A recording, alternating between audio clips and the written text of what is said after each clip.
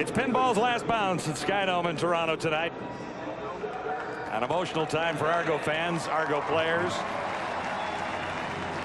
and I would suggest football fans from coast to coast. There's his daughter Rachel, who has just performed the ceremonial opening kickoff, walking off the field with his mother, Anna Marie. Anna Marie, the coin toss.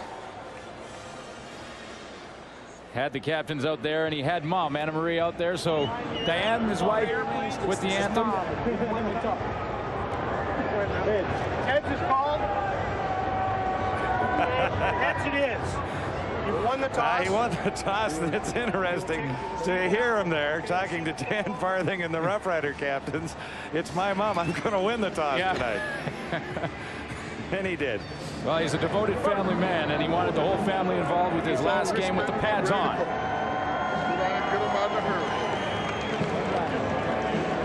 It's been an interesting season for the Toronto Argonauts. There have been some tough times already. And you get the feeling that there are good times ahead. Just the enthusiasm around the Argo team at this point. It's still a team that has a lot of work to be done, but there is a different feeling amongst the Argonauts in the sidelines in the last 3 weeks. Yeah, and it starts with the players and Mike Pinball Clemons taking over. There's a different sense of a positive feeling for the rest of this football season. And here we go, pinball night.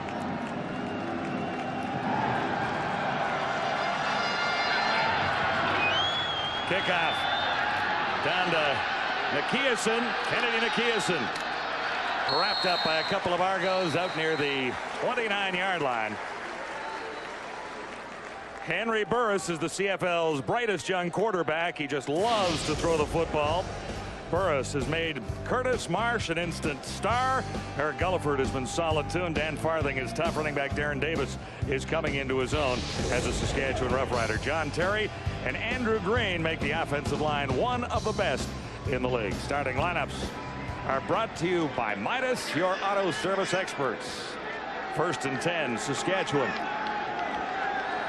Almost to the 30. Burris keeps it on the ground for Darren Davis, and he has 5 yards. Defensively for the Toronto Argonauts up front, they're led by Roger Dunbrock, who has 6 sacks on the season. Johnny Scott has 3 sacks. Calvin Tiggle leads the team with tackles with 52. In the secondary, Vernon Mitchell starts at free safety.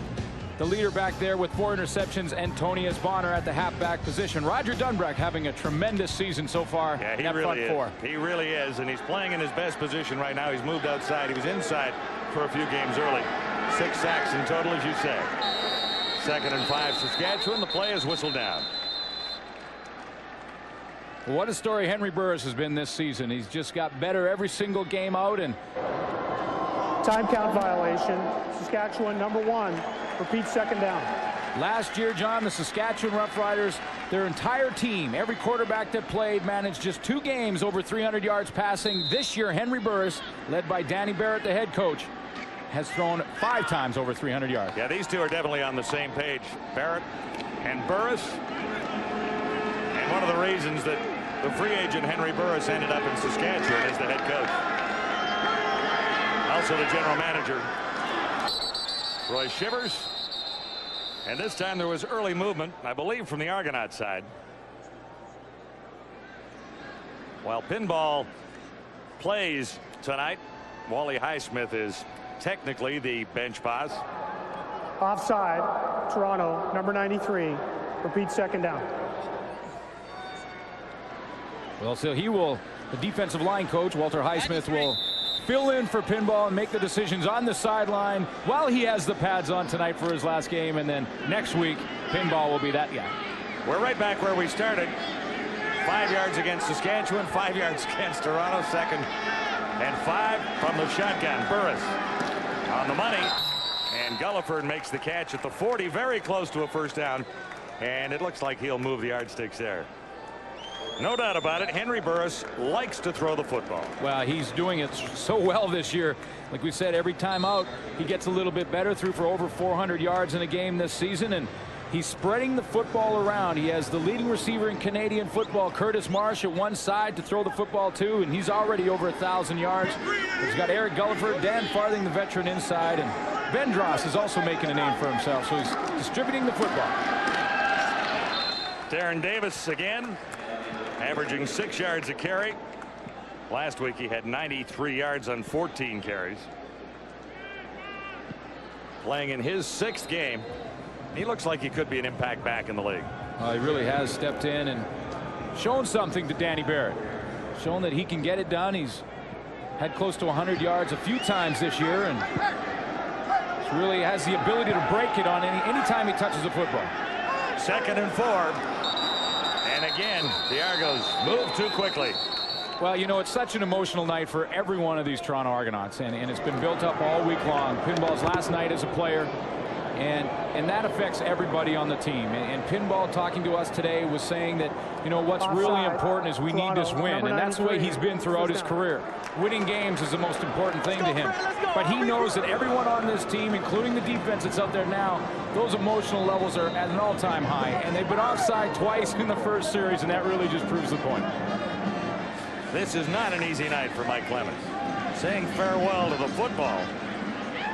And hoping that he's had an influence on this team that he is now the head coach of. Davis again. And this time the Argonauts get to him after about a 3-yard gain.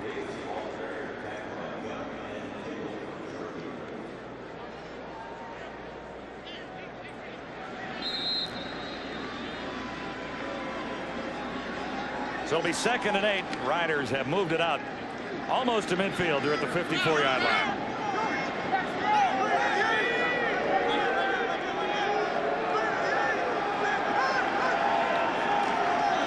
Burris will put it up, looking long, far side, and he overthrew his intended target. Curtis Marsh, number 88. Well, he may get the first chance to touch the football in this his last game, as Mike Pinball Clemons will go back to return this kick. And, you know, throughout the 12 years he's been in the Canadian Football League, punters have made a living out of trying to kick it away from him. And I'm sure Paul McCallum will do that. But everybody in this building right now would like to see him get his hands on the football right now and get it started. And you can hear the roar in the background. Just give us one more pinball. McCallum angles it away, and he may not have a play. Nope, stays in. Here's Mike Clemons off a couple of Saskatchewan Roughriders and one of his own. Stopped inside the 15-yard line. Kerwin Bell's return to the Argos was a huge success last week against Winnipeg. Daryl Mitchell is the key to Bell's passing game. Tyrone Brown starts at the other slot back. Running back Tony Burse makes his return to the Argonauts this week. And up front, another change on an offensive line that has changed from week to week. Jim Cooper will get his first start. Number 54 will be at right guard.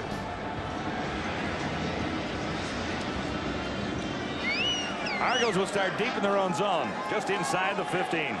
Bell had a great week in Winnipeg against another former team. He'll look to get it away quickly, and he was behind the intended target that time, Andrew English. Defensively for the Saskatchewan Roughriders, led up front, no surprise here by Demetrius Maxey, who has 5 sacks on the season. George White leads the Canadian Football League in tackles, and he is a rookie. And it is a rookie secondary that has really started to come on. Marcus McDavid, 2 interceptions in the last 2 games. Demetrius Maxey plays his 2nd game against his old team, the Argonauts. In his first, the Riders came up on the wrong end. But Maxey is a bona fide CFL defensive lineman. 2nd down. Bell hit as he tossed the ball. It's no pass. And quickly, the Argonauts will be kicking it away.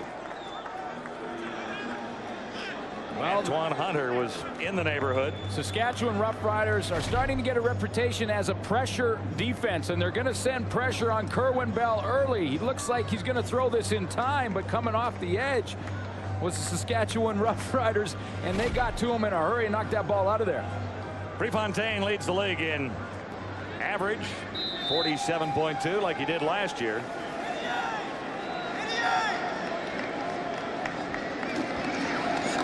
Charge was on. Prefontaine nails this one. Eric Gulliford had some room for the first couple of moves, and then he was hammered as he ran into Tony Burse.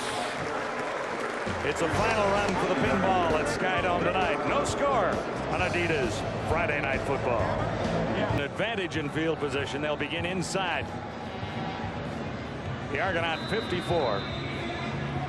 Burris engineered a couple of first downs on his first drive and has a chance on his second possession here. Two gifted receivers in Marsh and Bendraz flank to the far sides. And Burris looks to put it up far side of the field, and he one-hopped that one. Intended it for Curtis Marsh. Well, what a story Curtis Marsh has become in the Canadian Football League, and he is considered a rookie, even though he does have National Football League experience.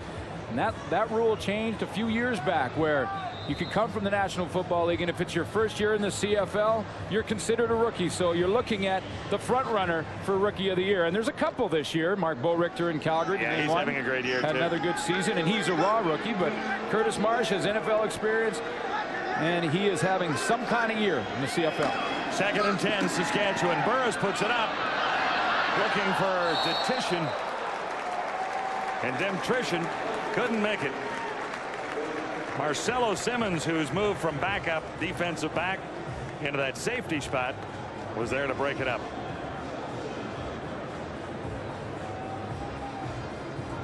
Marcelo Simmons travels a long way to get to this football and help out on the seam pattern. He's in the middle of the field at the top of your screen, but watch the ground he makes up. And that's just experience, because Marcelo Simmons, who's been in the league 6 years, he left a few seconds before Burris threw the football. So 2-out for the Roughriders. Pinball is back and has company this time. Adrian Smith will make the play. Smith looks for a narrow little gap there and has about 7 on the return after a 47-yard punt. 1st and 10 for Bell and the Argos when we return to Skydome. Blue is patrolling the sideline. John? Well, John, Pinball has admirers from coast to coast, and there are a few high-profile names in the crowd this evening. There's Ralph Sazio, the man who brought Pinball to Toronto, Bob Obilovich, who was Pinball's first coach and coined the nickname, and, of course, Doug Flutie is here this evening as well. In addition, the Argos have received more than double the usual number of requests for accreditation, so the media is out in full force this evening to pay homage to number 31. Yeah, it's crowded up here, no doubt about it. On first down, a 4-yard gain. Saskatchewan fairly decent against the run in the last couple of weeks. And that time, there was very little room for Ryan Terry. Argo box is jam-packed. There's Ralph Sazio on the extreme right of your screen. Well, what people may not know is that Ralph Sazio was the guy who brought Pinball in, but Pinball almost became a Calgary Stampeder. Here's Kerwin Bell, and he has Ryan Terry out across the 25. So the first big play for the Argos in this one tonight. Pinball Clemons was put on the negotiation list with the Calgary Stampeders prior to 1989, but it was Ralph Sazio who brought him in because Calgary took him off the list. Sazio gave him a call and said, listen, I want you here, and because of the experience, Pinball wasn't sure, and he said, you know what, I'm coming. He said, you got a week, I'm sending you a plane ticket. And he was here and played in '89. This is Tyrone Brown, and the Argos are on a roll now. This will be another first down.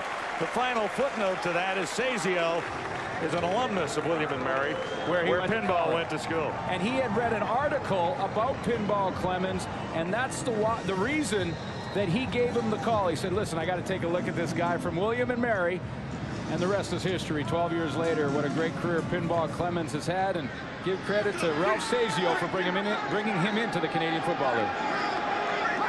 Argos are now at the 43. And the run works this time. Ryan Terry has 7 yards.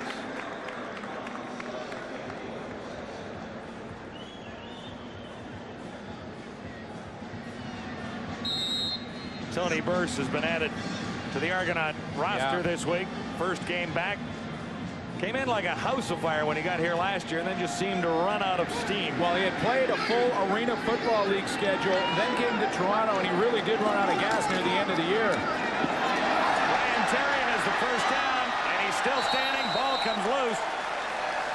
Danny Barrett is saying a Rough Rider touched it, but I think it will belong to the Argonauts. Last player to touch it going out of bounds. Well, Ryan Terry has it for a 12-yard gain. And Tony Burrs made the key block at the point of attack to spring him. Watch the block. He's going to get right to the right of your screen, and as he goes down, George White goes down as well, and Terry gets off for first down territory. One thing that Tony Burrs will bring to this lineup is an attitude. One of the few people in the game that can block some of the best rush ends in the game at the fullback position. From the 48. The pass was intended for Andrew English. There was a little heat on Kerwin Bell, who felt a bit last week. This Argo offensive line has been crafted by disaster all season long. Oh, yeah. They started with a couple of weak links and then lost two of their best players up front, including center Chad Folks. So they pieced it all together, and Unziata has had to move to center now. Yeah, he was the left tackle. He moves to center. The only guy really playing in the same position that he's played all year is Jude St. John at left guard. Other than that, everyone's different. Bell goes to the far side. He's got Brown. He turns the corner. And it'll be another Argonaut first down. So Bell has ignited this Toronto Argonaut offense. And 11 yards the gain there. Well, what he's done too, John, is he's come into this organization as the starting quarterback and as a co-offensive coordinator. Kerwin Bell has spent the last 2 weeks, long hours every single night, putting together an offensive game plan that will best suit his talents. And he felt that he never got that opportunity in Winnipeg, that Winnipeg was running a system that he couldn't run successfully. 59 yards in the drive so far. Bell rolling to his right. Throwing the cover, and Mitchell has it. There were a couple of Rough Riders right there, and Daryl Mitchell came up with the ball. 14 yards there. Bell and Mitchell, a great combination a couple of years ago here as Argonauts. And that's why he's spending long hours trying to find more ways to get the football to number 87, Daryl Mitchell, who comes across the field against Antoine Hunter. But the key to the play is that Daryl Mitchell reached back for the football and took it out of the air. He didn't wait for it to come to him and allow Hunter to break it up.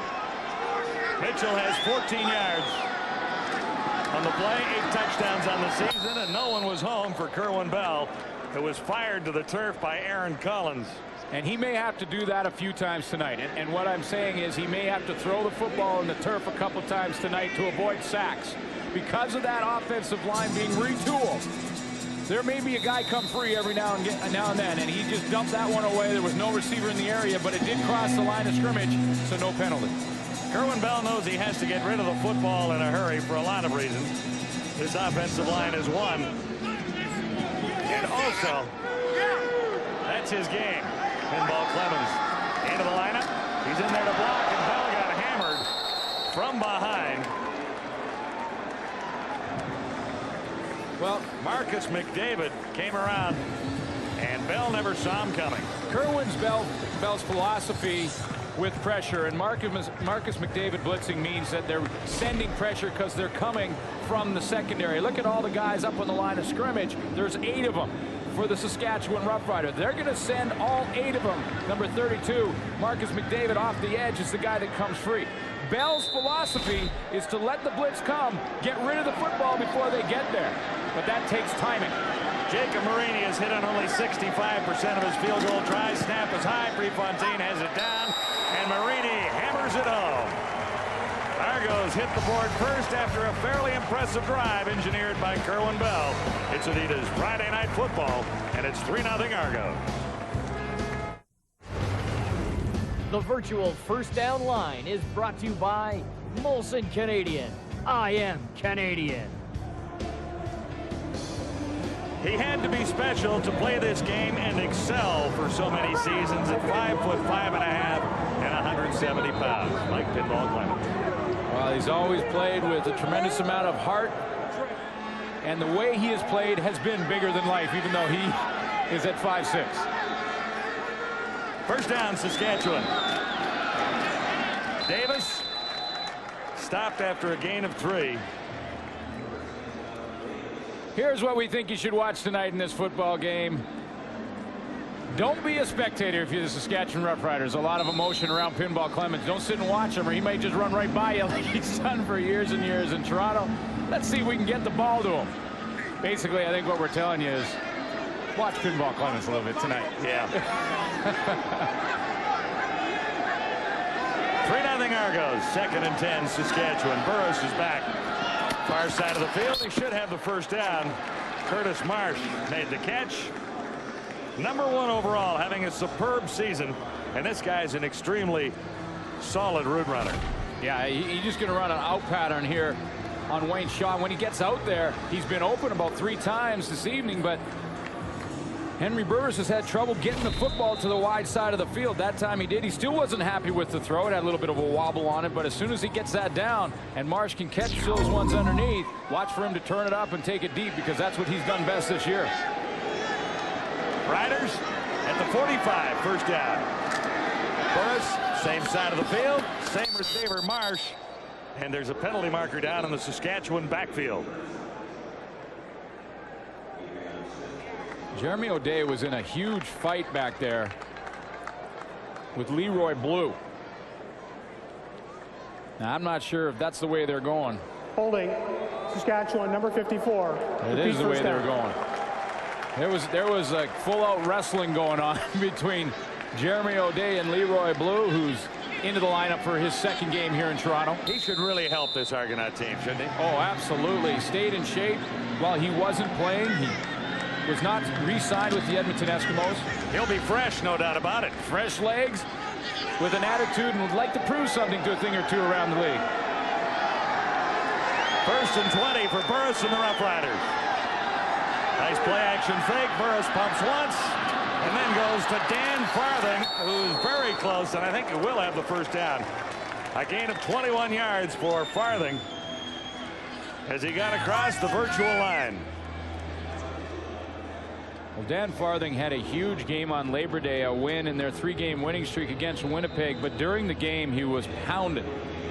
2 huge hits that he took, one catching a touchdown, which was critical to Saskatchewan's success, and he injured his sternum. I don't know if that's what his problem is right here and now, but he did sit out last week's game. Well, he took another big hit after this catch. Henry Burris took some time to throw the football, and you know, the longer you take back there as a quarterback, the more people you're going to get around where that ball's going to end up. So when Farthing catches it, turns around, and there's a couple of tackles. Kelvin Tiggle one, he gets the biggest hit on him. Adrian Smith is also there, so another big hit that Dan Farthing has to take after getting first down for his team. Yeah, he got hammered by 73 Tiggle, and I'm not so sure he didn't get an elbow inadvertently from Adrian Smith as he was going down the other way. He is a tough customer, Dan Farthing. Never been traded. Spent his entire career with the Saskatchewan Roughriders. 10 seasons now. He's never had a 1,000-yard season, but he's been close. Last year, spectacular opening. 500. Sorry. Spectacular opening ceremonies at the Olympics in Sydney today, and competition begins today with our 2000 Olympic Summer Games coverage beginning at midnight Eastern Time. So hang with us for all the fun and excitement of the Olympic Games live from Sydney, Australia. Couple of weeks of great fun.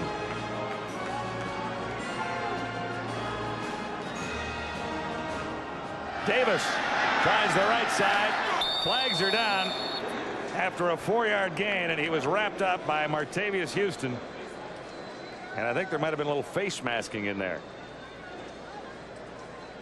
Martavius Houston, 2nd on the team in tackles. He's around the football. Big play guy. Has an interception on the year as well. Major foul, face mask, Toronto number 25. That's what they got. First down. Maybe one of the most underrated linebackers in the Canadian Football League, Martavius Houston. Maybe we can show it to you from this angle. Well, he has to run him down off the edge, and I think it was the left hand. Tough to see from that angle, but the left hand was underneath that mess. There it is. I don't think there's much doubt about it. No, and you the can call. see when Davis, the head move a little bit. When Davis's head goes down like that, that pretty much tells the story. Riders in scoring position at the Argo 35. Burris. He almost intercepted. Another penalty marker is down. Marcelo Simmons had a chance to end this Saskatchewan drive, depending on what this penalty is for. Well, again, that front four for the Toronto Argonauts are getting off the ball in a hurry, and they're creating some problems for a real good offensive line right now. They've drawn a holding call already in this game. Holding, Saskatchewan, number 67. Repeat first down. You know, a lot of times we always talk about the sacks that a front four will have, but sometimes if they're coming off the ball, they don't have to get the sack. They can draw the holding call, or they can get the pressure. Get pressure, draw a call. That's all part of it.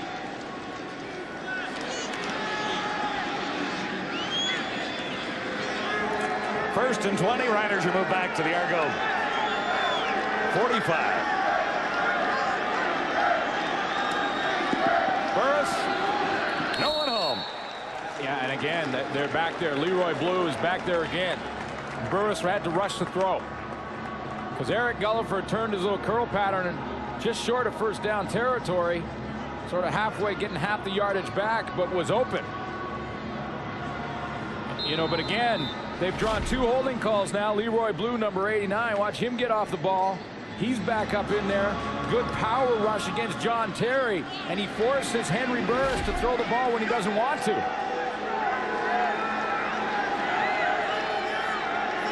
Second and 20. Burris moves ahead and then fires for an open target near side. He'll come up with a first down. Henry Burris. Oh, good composure from Henry Burris. On the money to Demetrius Bendros.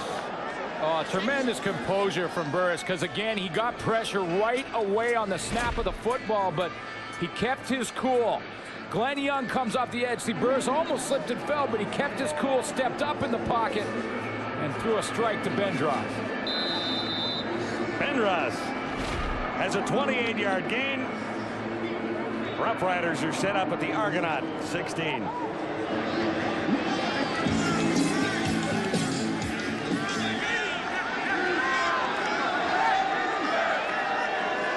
First down. Take one way and an end around here. Bendros gets down to the 5. Fred Perry had him for a huge loss. I mean, he had him in the backfield at the exchange. But you're talking about 220 pounds. The reverse is going to come around this way. 220 pounds against little Demetrius Bendros at 180, and Bendros just kind of pushed off him, got a little more room and got some yardage, but Fred Perry had him. John Terry, a big guy out in front. I don't know if it was really a block, but it was pretty darn good interference. Riders, first and goal to go at the Argos 5.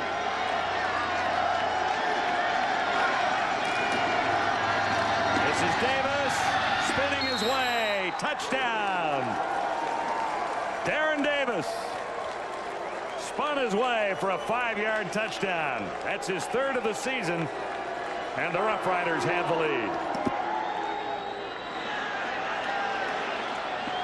Adrian Smith is a little incensed, and he's taking on too many Roughriders for his own good. Adrian Smith didn't like the dancing. He went in there to break up the little celebration Saskatchewan was having, and they started swinging.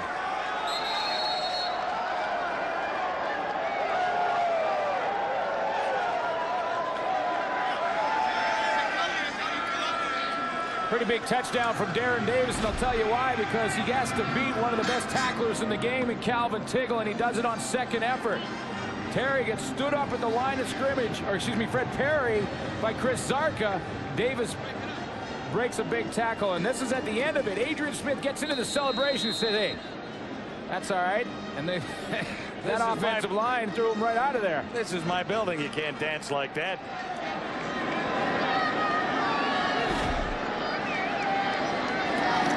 See a flag on it. So that's the end of the opening quarter. The Saskatchewan Roughriders coming back to take the lead on the Argonauts. It's 7-3 at Skydome, Toronto.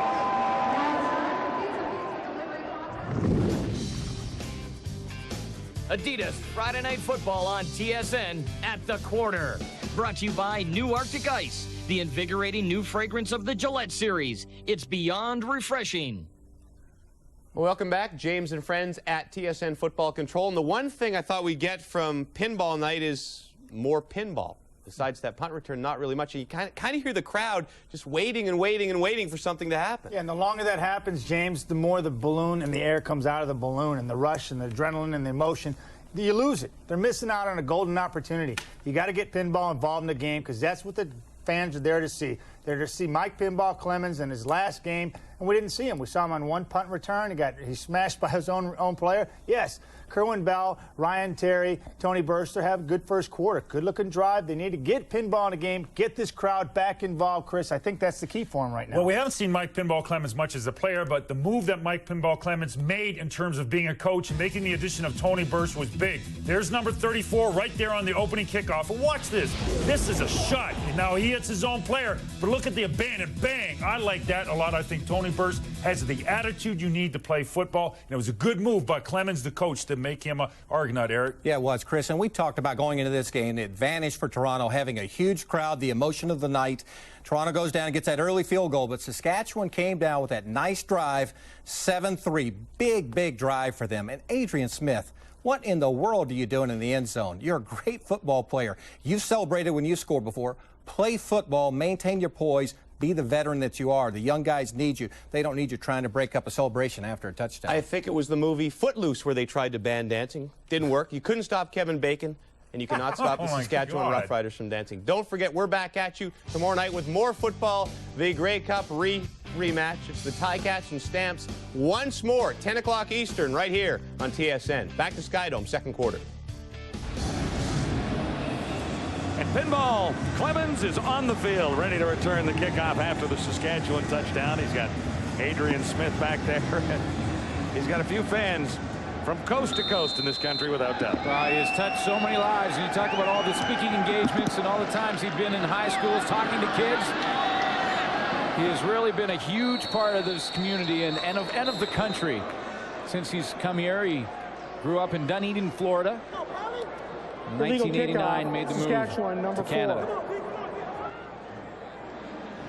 McCallum put it out of bounds. No play for pinball or anyone, so that'll be a little costly for Saskatchewan in field position.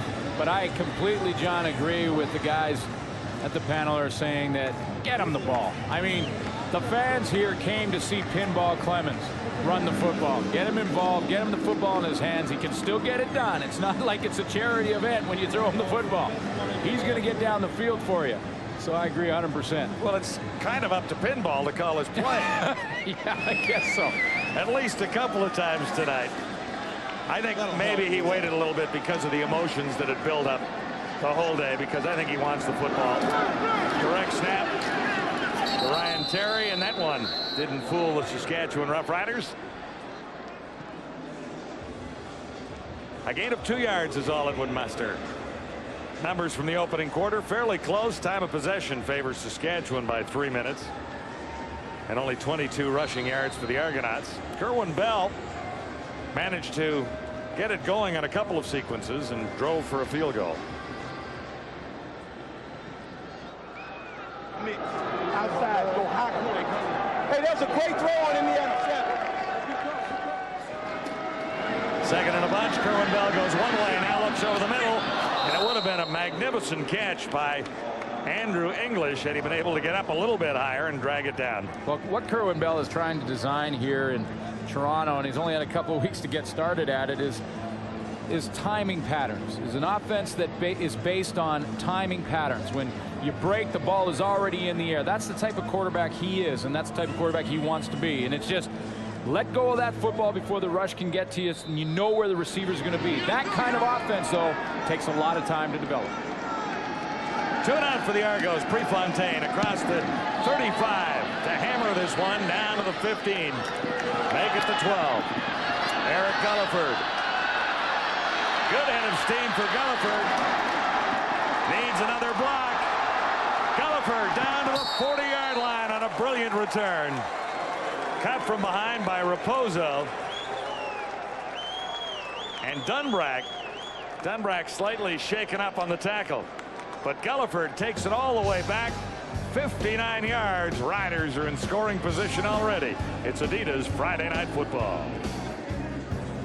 59 yards on this return by Saskatchewan's Eric Gulliford. See, Jim Cooper, the center, number 54, has got to make that tackle in the one-on-one in the open field. That's a good matchup for Eric Gulliford. Then Paul Blackwood lost contain and missed a tackle, and Gulliford's off and running. Dunbrack made a heck of a play, number 70, to get back and slow him down. First down, Saskatchewan. This is Curtis Marsh with a little running room. Another Saskatchewan first down. Or should say Demetrius Bendros, number 86, for 13.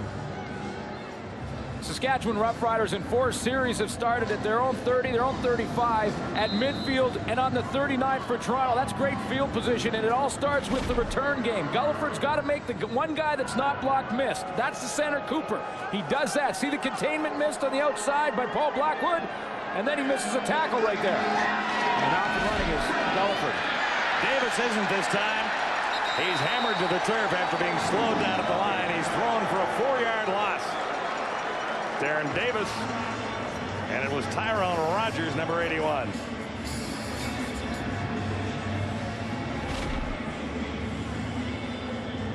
Tyrone Rogers working on center. Jeremy O'Day, good swim move to the outside and is in the backfield. Rogers fired him back, and Raposo forced him a little farther back for the 4-yard loss. That's a defensive lineman using his hands to get off a block. Make it 2nd and 13.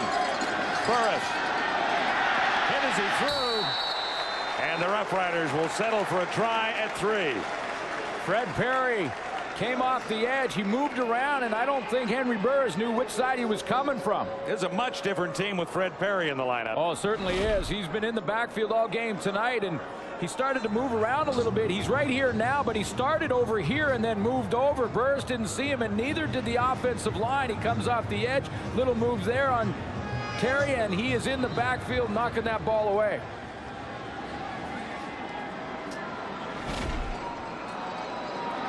Fred Perry missed some early games. Had 7 sacks in 1999. Saskatchewan field goal try. McCallum up and good.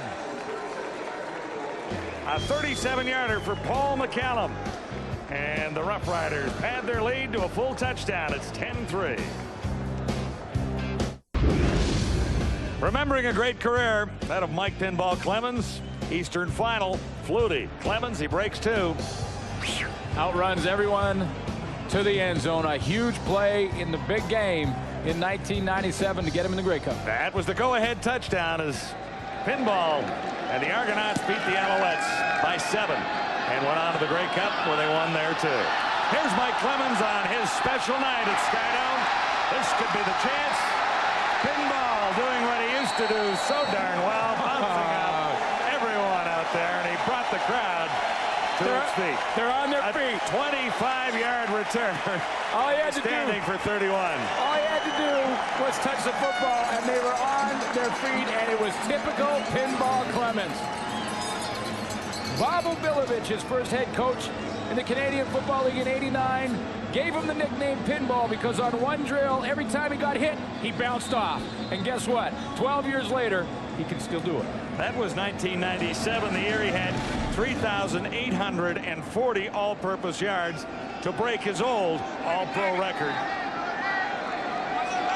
1st and 10, Argonauts at the 37. Pinball gives him a little life. This is Darryl Mitchell, well covered as he tried to break it to the outside and stopped after a 3-yard gain. Pinball Clemons will wear 5 different jerseys tonight. 1 in every quarter, 1 in warm-up. They have put a special marking on the field right beside the 30-yard line. The only stadium anywhere in football that has a 31-yard line. Right there. And that's at both ends. The 31-yard line is well marked here in Skydome. Markers are down as bell goes to the far side. Catch is made by English, and he's fired back by Omar Morgan. I think this will be offside against the Roughriders. Oh, and you talk about the timing offense that Kerwin Bell would like to run. The other part of the equation is to have your receivers. Offside, Toronto, number 87. Repeat the down. To have your receivers on the same page, and he really hasn't worked with this receiving core for very long. 2 weeks, as a matter of fact. Now, he has worked with Daryl Mitchell in the past, but that's a long time ago. Now he has got to get it back and get back on that same Well, they page. were magic in '98, Bell. Absolutely. No question about it, but now he's got Tyrone Brown in the lineup. He's got Grayson Shillingford, Andrew English playing different positions. That takes time. No, there's new receivers in there as well. This is Mitchell from Bell. And on 2nd and 12, he's almost halfway back. Mitchell had 160 catches for 2,000 yards, mostly from Kerwin Bell in 1998. So it's a good combination, but as you say, when you add Andrew English in, who's a pretty fair receiver, but not noted as a starter, or hasn't been a starter all season. That's to right. replace Andre Kerwin, and then Grayson Shillingford playing his first game as a receiver in the CFL on the other side. I mean, there are adjustments being made, and Mitchell gets extra attention as a result. Prefontaine. And Prefontaine goes down, but an Argonaut was pushed into it. Gulliford. Argos were trying to strip it loose, but Gulliford got down, and here's the injured Argonaut punter. Shouldn't be. You want to know what happens when you take 285 pounds and you match him up against 205 pounds? Watch what happens. Colin Scribner coming off the edge against Michael Jenkins. 285 pounds going to win that battle every single time, and Michael Jenkins went back hard into the plant foot of Noah Prefontaine. Prefontaine is off on the sidelines now, obviously shaken up, but special teams have been a real problem for the Argos at times this season. Zarka for Saskatchewan out across the 50 for an 11-yard gain, and the Roughriders have another first down. Riders have moved the ball extremely well against this Argonaut defense, but only have 10 points on the board. Well, Prefontaine would be a huge loss if he can't return, because not only does he lead the league in punt return yardage, but he's made some big tackles. Or excuse me, punt yardage. He doesn't return punts, he punts them. He punts them. And then he tackles on the return sometimes. Davis. And there's only a couple of yards for Davis. Behind John Terry and Andrew Green. Almost 100 yards last week for Darren Davis in his 6th CFL game tonight. 429 on the season and a couple of touchdowns, including one here tonight. Burris on 2nd and 8. Pump fake. He does that well. Wide open jump ball. Looking for Bendros, and he drew double coverage. Well, first of all, Adrian Smith is in absolutely perfect position and was not fooled by Demetrius Bendros on the out and up. Henry Burris has been throwing those little out patterns both to Curtis Marsh and Bendros all game long. This time he pumps the out, and Bendros is deep. The other thing about this play, look how far Marcelo Simmons, the free safety, came over to help out his corner. He covered a ton of ground to get over there. Adrian Smith is in perfect position. Marcelo Simmons made sure that ball was not going to be caught. And here's Mike Pinball Clemons. On 3rd down, Saskatchewan, Clemons awaits. Mike Clemons, grabbed by the first Rough Rider. Still tough to bring down. The ball squirted loose after the whistle. 7 yards on the return. The crowd at Skydome is just hoping the pinball breaks one more here tonight. No yards on 1st down for the Argonauts at the 22. Actually, they lost a yard as Kerwin Bell tries to solve this Saskatchewan defense. Well, defensively, they're throwing everybody up on the line of scrimmage, something that the Hamilton Tiger Cats may do tomorrow night against Dave Dickinson, who should be back in the lineup for Calgary. We'll have that one for you. Yeah, that is the Grey Cup rematch. First time since November in British Columbia. for the Stampeders and the Ticats. Join us for that from McMahon. Bell on second to the bunch. Solid hit after the catch was made by Andrew English. Well, Walter Highsmith is the guy on the sideline that's making decisions as the head coach because Pinball's playing. But if this is close, and it looks like it's going to be very close, I'm sure he might consult with Pinball Clemons about whether or not to gamble here. Big gamble last week in their win in Winnipeg, but it was a calculated gamble. Well, much better situation last week for the Argonauts to gamble. Yeah, but it was 3rd and 5. He said that the wind was behind me. A lot of different reasons why he did it. The defense was playing well. Felt they'd get the ball back at the 50 anyway. It was a calculated gamble. Late in the quarter, they were about to give the ball up anyway. That's right. And you know, Andre Kerwin got the touchdown pass. That's right. On 3rd and 5. This is less of a gamble. 3rd and inches, but they are in Argonaut territory, and there have been a few miscues in that offensive line, so it's key right here and right now for the Argonauts to stick together and grab a couple of inches. No flags down, easily done, or at least it looked easy on that play. I don't know, did you see Mike Clemons signaling to go for it? I thought I did. I thought I saw him down there telling his team to go for it. A lot has been said, John, about how Mike Clemons will be as a head coach, and I think he'll be a very good one. The only question about the whole situation, Glenn, is how this is happening and trying to make this adjustment at this point in the season.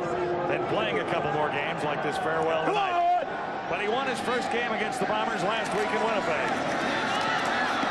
Nowhere for Ryan Terry to go. This Saskatchewan defense is playing a lot better than we saw at the start of the season, but there's a lot of new faces back there who are gelling together as a unit. Well, they really are, and talk about that secondary. Rookies across the board in the secondary that are now starting to gel, starting to play together.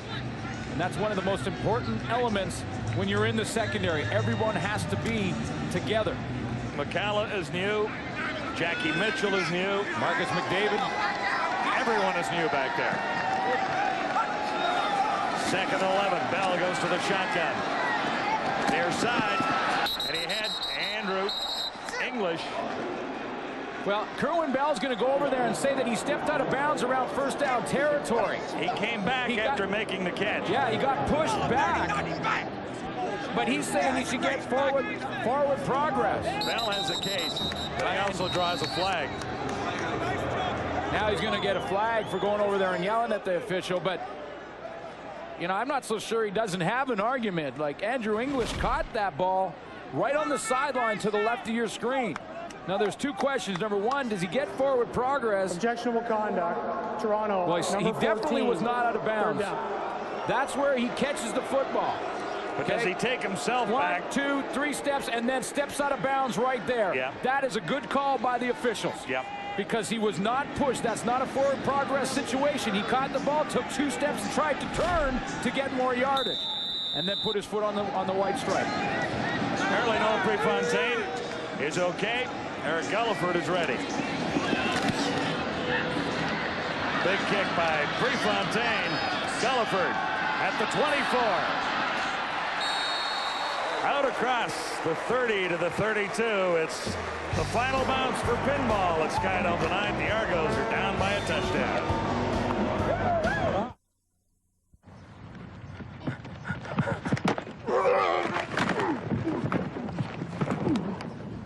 An easy first down, and he was hammered in there. I shouldn't say easy. Marcelo But he has Simmons. 16 yards. Oh, Marcelo Simmons got up to the line of scrimmage and said, you know what? This guy only weighs 190 pounds. I'm going to step up there and knock him on his back. Well, Darren Davis had other thoughts. Almost missed the handoff, but when he did gather it in, watch the hit at the end of it. Whoa. Adidas cleats all over Marcelo Simmons' chest. It took about 4 Argonauts to bring him down. Burris faked it this time, looked to the far side, has a completion, first down to Gulliford, who breaks away. Down the sidelines, Eric Gulliford, still standing, and he's down to the 15. Burris Burris to Gulliford. Antonius Bonner was in that zone. It was a zone defense, and Antonius Bonner, I believe, was the guy who ended up over in that zone, and he was recovering from start to finish on the play. Because he was out of position, you see number 10, he was recovering to get to the football. When he did, he took an underneath angle. When he did that, Eric Gulliford could break that tackle and get down the sideline. Well, he also got a little help from Ben Ross there, who was leading the convoy into the end zone as an advance man. But 46 yards for Gulliford, who has 5 touchdowns this season. The Riders who set up 1st and 10 at the Argo 15. Burris pump fake. Flags are down on the coverage on Curtis Marsh. Well, I watched the whole play. He's working with Wayne Shaw, against Wayne Shaw right here, trying to get the fade pattern, which is just straight down the field, basically, and Henry Burris just throws it up. There was hand fighting going on. Deliberate forward pass interference. Toronto, number 9. Yeah. First down. This is the call that I often question right here. Is Wayne Shaw and Curtis Marsh are fighting down the field. They're hand fighting.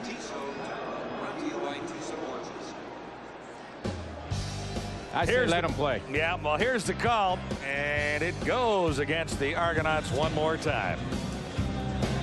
3 minutes to go in the first half. Here, 3 of his teammates are on this list right here.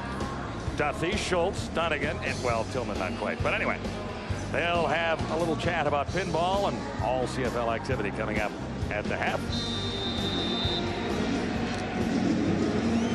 But he did work for Eric Tillman for a couple of years. Yep. Like Clemons.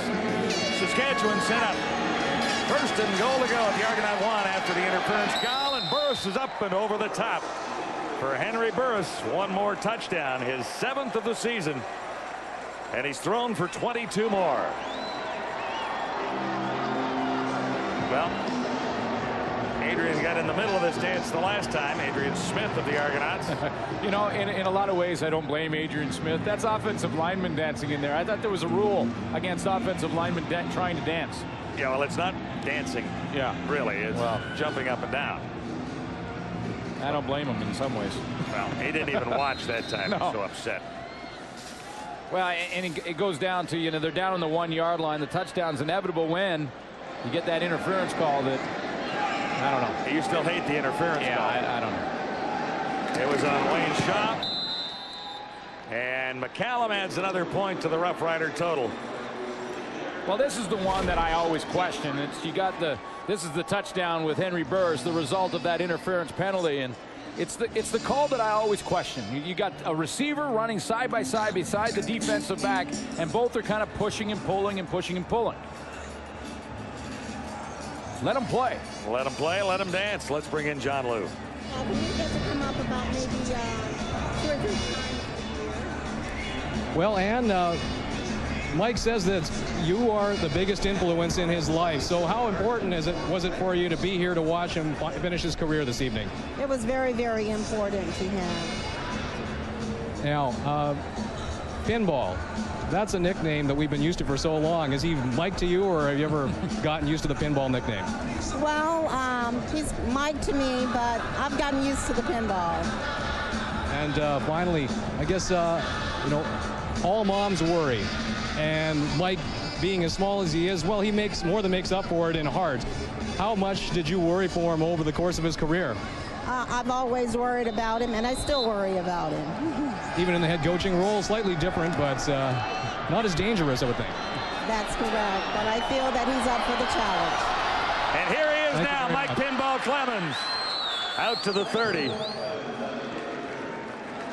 And you can hear the excitement in Skydome every time he gets his hands on the football. He had one 29-yard return. This for 18. And you get the feeling with the heart and the spirit and everything involved in what we've known as Michael Pinball Clemons all these years, that he wants it more than anything to just have one huge play somewhere tonight in an Argonaut victory. Obviously, obviously an Argonaut victory, but one huge play to be part of it. Dunedin, Florida, grew up there, was really raised primarily by his mother that you just heard from, and She is the inspiration and a key figure in his life. Kerwin Bell over the middle, and Mitchell has it. Stopped short of a first down. A 9-yard gain.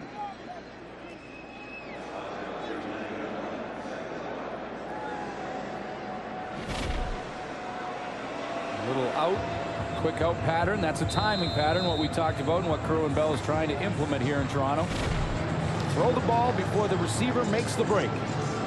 The only risk involved is that the receiver better be going to where you're throwing. If he's not, you're in trouble. You got to be going to where you're throwing. And Pinball is stopped short of the first down.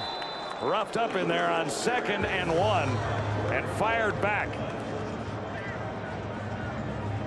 Tony Burse, I should say, was the ball carrier, and there was nowhere for Big Tony to go. Well, they really did collapse the line of scrimmage because Tony Burse is just trying to try and hit it right up in here, but there's no seam. Watch the seam. He tries to cut back, and the seam is closed in a hurry. Marcus McDavid from the free safety, and the leading tackler in the Canadian Football League, George White, steps up in there.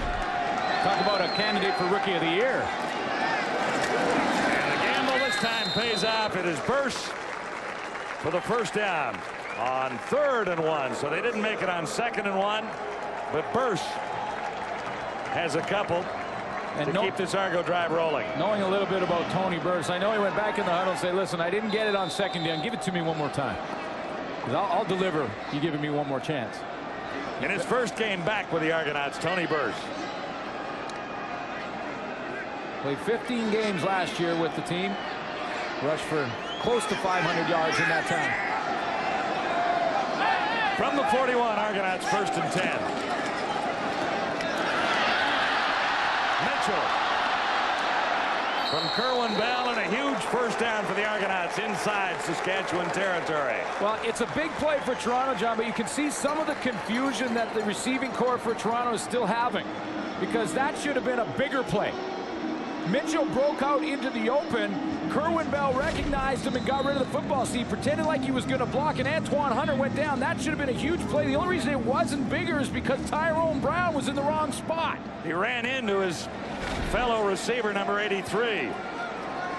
But Mitchell picks up 20, and the Argos are inside the 50. Bell. And it's caught by Danny Barrett on the sidelines. One spike for old time's sake. Barrett was a receiver before he was a quarterback. Yeah. Still works hard, and he's going to go right over there. He's talking to the official saying, now, does this count? Do I get an interception? That was a wobbler. Well, that's tough a nice to bring catch. down. Well, it's a great catch when you got papers and plays in your left hand. Basically a one-hander. Barrett and the Roughriders on a 3-game winning streak. They're smiling down on the Saskatchewan bench. Saskatchewan has not won 4 games in a row since 1994. So there's a big game for the Riders, too. No question. 2nd and 10. There's Bell. There's English. And well short of the first down, near the 45. Just over a minute to go till halftime. Well, Bell is looking to the left side of the formation a lot. If he looks over to the right, I think he's going to find that Pinball is getting a little room over there. He's not running deep patterns, but Pinball Clemons has found a little soft spot, and they may go back to him. I know everyone in this stadium is hoping they will. But he's found a little soft spot, and I'm sure he's going to go in there and say, hey, I've got a little room, and you know me, all I need is a little room. 3rd and 5 for the Argonauts. And Coach Pinball is talking it over with the referee right at midfield. I don't know exactly what they're talking about. Timeout. There you go. I guess we could have figured that out. Now the head coach can make the call right at center field for another half of football here. There were no penalty markers down, and it's strange to see a conversation going on out there. So a chance to think this one over. The Argonauts still have their offense on the field. Are you thinking that they might go on 3rd and a long 5 here? Well, the question is, and this is what Pinball has to try and decide, is you go for it on 3rd down right now with 49 seconds. If you don't get it, is there time for Saskatchewan to get back and get points on you? And he's decided that they can't afford that right now. They're going to go after it. They can't afford to have Saskatchewan take a bigger lead than 17-3 to the dressing room at halftime. But Pinball thinks that he's got something going here. Bell had to throw it out. He got it to Mitchell. Mitchell turns the corner and is stopped about a yard shy of the first down. First of all, I don't understand how Kerwin Bell got it out of there. Well, he was hammered as he threw, and the catch was a lucky one by Mitchell. He was rocked when he threw this ball. It was desperation time. Mitchell was breaking wide open, and he knew it, but here comes the pressure from Colin Scribner off the edge. Oh, my goodness, he had to get that ball out of there in a hurry. Mitchell was open. He finally reaches down and picks it up, and then he kind of trips. Antoine Hunter really doesn't get a big piece of him, but he can't keep his balance when he turns the corner. Well, he kind of hit him on the helmet and pounded him into the ground. His angle when he went to turn the corner was so severe that he went down on his own, basically. Yeah, now here's the situation for Saskatchewan. 42 seconds to get into range for a field goal. Big test for the Argonaut defense, which has been playing better in the last few weeks. Pressure on Burris. He eludes it. Looks upfield. Bendros couldn't make the catch. There was tight coverage there from Antonius Bonner, and I'm not so sure he didn't get a hand in there, at least to distract him. I think he did, but he's scrambling right now. He has a couple of plays now. One to the sideline where Eric Gulliford took it long. That was earlier in the game, and this time again, Bonner recovering the whole play and finally gets out of there, and I think he just got a fingertip on it as he reached across. If not, he distracted Demetrius Bendros just enough, and it went down. Otherwise, it's 6 going on Saskatchewan's scorecard and against Bonner. 2nd and 10, Saskatchewan. Too high, too high. And they're yelling that on the sidelines along with me. This guy has got a wonderful personality, too. Henry Burris is going to be a star quarterback in this league as long as he hangs around and wants to be. He's got an attitude much like Pinball in so many ways. He really does. That's the way he approaches the game. He's a competitor, and don't let the smile fool you. He wants to win more than anybody, but that's been the same kind of thing that Pinball has done his whole career. He's smiling out there. He enjoys the game. He has a great passion for the sport, and he's a great competitor at the same time. Pinball is out there. Wouldn't it be something if he took this one a long way? McCallum tries to keep it away from him, and it rolls out near the 45 with 20 seconds to go. Well, Pinball wants a good mark because he's got 3 plays to get into field goal range, so he went over there to help the officials. He went over there and pointed to the line where he thought it should go out, and you know what? They put it right there where he was pointing. Well, he's the head coach, and this is his night. His mother did the coin toss to begin the game. His wife Diane sang the national anthem. The only thing that isn't going right is the score right now, 17-3. Saskatchewan on 2 long drive touchdowns and a field goal. But there's a little time left for the Argos to at least get in field goal range. Beginning at the 49. Whoa. Whoa. Mitch. I've never seen an offside like that. Mitchell was 25 yards deep. Well, Daryl Mitchell did not. Not only did he not hear the snap count, but he also didn't hear the whistle to blow the play dead. Well, the officials didn't believe it because the flags came down late. Look, he's 20 yards up before the flag is coming down. Yeah, he was off and running. He knew what pattern he wanted to run, and he was focused. That's called being focused. Offside. You're Toronto, kidding. Yeah, I guess. 87. I guess. It's offside by a time zone. Yeah.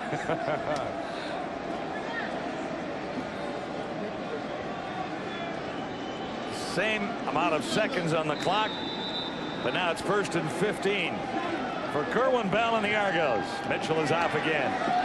He is the primary target if Bell finds time to get it away. Under the cover that time, and the receiver couldn't bring it down. Daryl Mitchell. Well, timing is everything, and Daryl Mitchell was open initially, but Kerwin Bell was being pressured and couldn't get the ball off at that time. By the time he did have the chance to throw it, then Mitchell was covered. Timing is everything in football. Well, the Riders will back up here with 14 seconds to go and give the Argos a little room underneath for the next play anyway. This is 2nd and 15.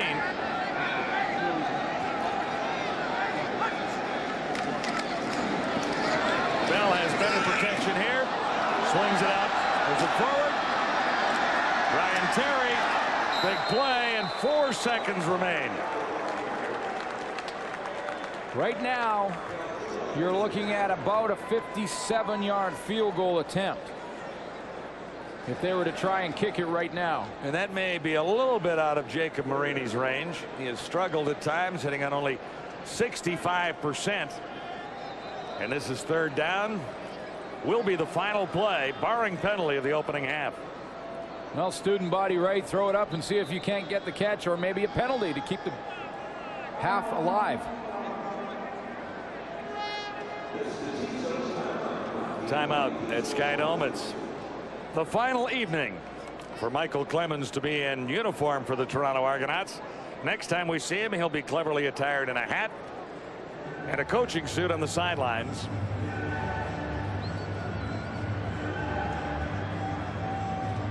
Coming up at the half, James Duthie, Chris Schultz, Matt Dunnigan, and Eric Tillman. Their thoughts on this week in Canadian football, including this game, and I'm sure a few thoughts on what happens tomorrow in Calgary. Sure, and you know, I know those guys who are looking forward to this game as well, including Matt Dunnigan, who was a quarterback and a teammate of Mike Pinball Clemons in one of the most memorable years.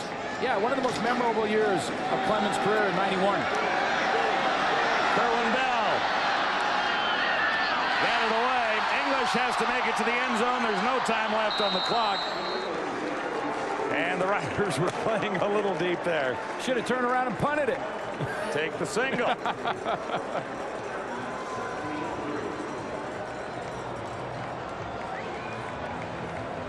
Well, maybe we'll see one in the second half. So far, it's been the Saskatchewan Roughriders celebrating in the end zone. On Who spoke with Riders coach Danny Barrett. Okay, well, Coach, nice grab on the sidelines. Things are really going well for your team tonight, especially considering the distractions that were surrounding this game off the field. Well, we talked about coming out early and just withstanding the emotional rush that they would have and this crowd would have. It's a great night for pinball. But at the same time, you know, we're focused on what we need to do, and that's to win the football game. Thank you very much, Coach. Good luck in the second half. Thank you as well. Okay. Pinball's night, hasn't touched the ball too much, has about 54 total yards, and expect to see more of pinball in the second half. The Argos need it. Saskatchewan's Danny Barrett has the Roughriders on a nice little roll again tonight with a 17-3 halftime lead. Here's John Liu. Well, Coach, the guys wanted to win this one so badly for pinball. Is it possible that emotions got the better part of execution? The first half it did. I think we've had our good farewell and all that. Now it's time for us to play a half of football because we were going through the motion in front half. So you're right. That was all excitement. Now we know what we got to do. We got to play a half of football and win this game. Thank you very much, Coach. Good luck in the second half. Mike Pinball Clemons was the player of the game in his Argo debut in 1989 in a game against the Edmonton Eskimos. Tonight he says goodbye to his friends and fans in Toronto and coast to coast in Canada because he is without a doubt the most popular CFL player in the country. Says goodbye as a player. Oh, yes. And hello as the head coach. and maybe the mayor. And wait, why not? He'd probably win. Lots of memories. And there'll be a special celebration to this 11.5-year CFL career of Mike Clemons following the game. Well, and you consider everywhere Mike Clemons has gone in his football career, whether it be to William & Marion College or to the Kansas City Chiefs, where he was drafted in the 8th round, everyone looked at him walking in the door at 5'6" and said, oh, who do we got? We got a little guy here. And every time he changed their minds in a hurry.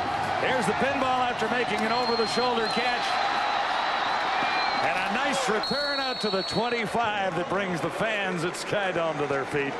23 yards on the return, and a gutsy play taking this over his shoulder, too. He wants to take one back in the worst way.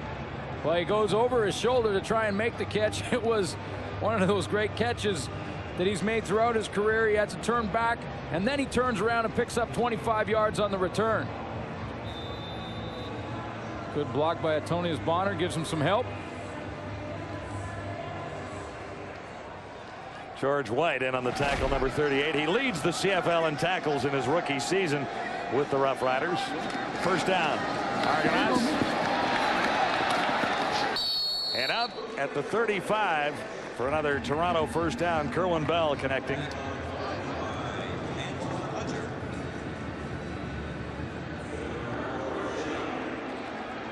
Here's how they rank thus far. 6 of 14 for Henry Burris, 122 yards. No touchdowns so far, but he's passed well at times, although he's below 50%. Kerwin Bell at 157 yards, but he hasn't found the end zone yet.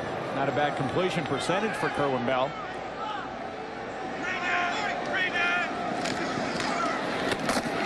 Far side. Bell for Andrew English.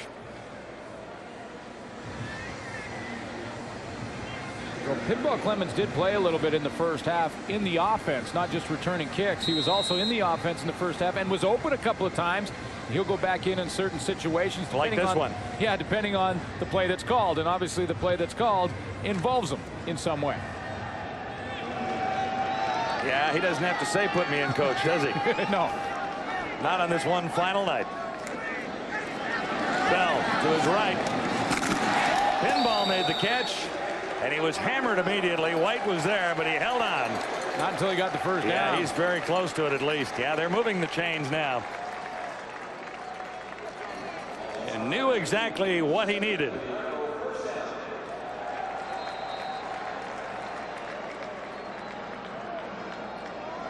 And he's still in there, taking the hits. Oh, 5'6", 170 pounds. Pinball Clemons. He's played 12 years. There's the pinball again. And he comes within 1.5 yards of the first down, it would appear. Maybe 2 yards away. John, I mentioned he was drafted in the 8th round to Kansas City. Actually was really turning some heads in Kansas City that year. And that was the year of the NFL strike.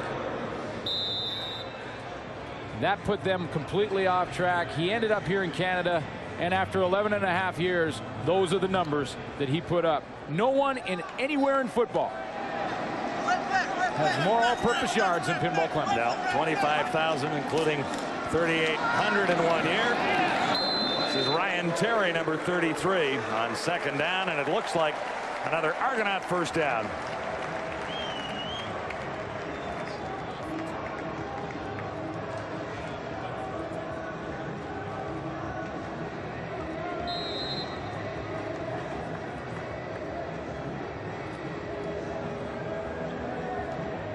Look back on Pinball Clemons' career, 1990, outstanding player. That was the year that he broke the record with 3,300 all-purpose yards. He would break it again in 1997. First down, Argonauts. And White was covering Mike Clemons on that play. Kerwin Bell got hammered again.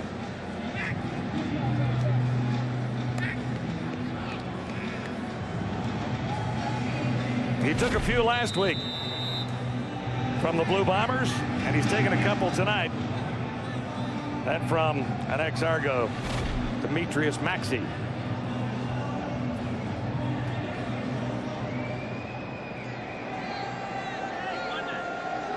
Second and 10, Argos at the Roughrider 52.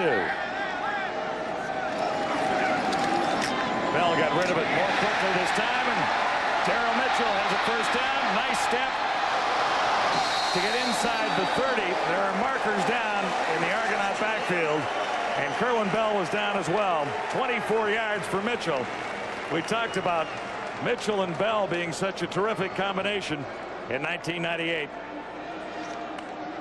And they're on the same page on this drive. Well, I wonder why more receivers. Roughing the passer, Saskatchewan, number 11. It's done. Andrew Henry's getting a late hit on Kerwin Bell, but I'm wondering always why more receivers don't do that. Make it look like you're just going to run out of bounds, like it's a typical out pattern. You're going to run out of bounds with it, and then put the brakes on. And that's exactly what Darryl Mitchell does, and I think he fooled the Saskatchewan defenders trying to tackle him. Because usually when you're going over there and you see the receiver heading towards the sideline, you're thinking, okay, he's heading out of bounds. Good timing pattern. Now watch this. Think you're going out of bounds? Antoine Hunter said, whoa, he didn't go out of bounds. with the penalty. The Argos are in good shape to hit the end zone for the first time tonight. Just inside the Saskatchewan 15. Bell got rid of it in a hurry. English went up and it just went through his fingers. 2nd and 10. Didn't miss by much. Well, he didn't. It was a little bit high, but that's one that Andrew English has to come down with. And he had inside position. It would have been a foot race to get to the end zone. Here comes Mike Clemons. Out goes Tony Burse. 2nd and 10. Critical down for the Argonauts.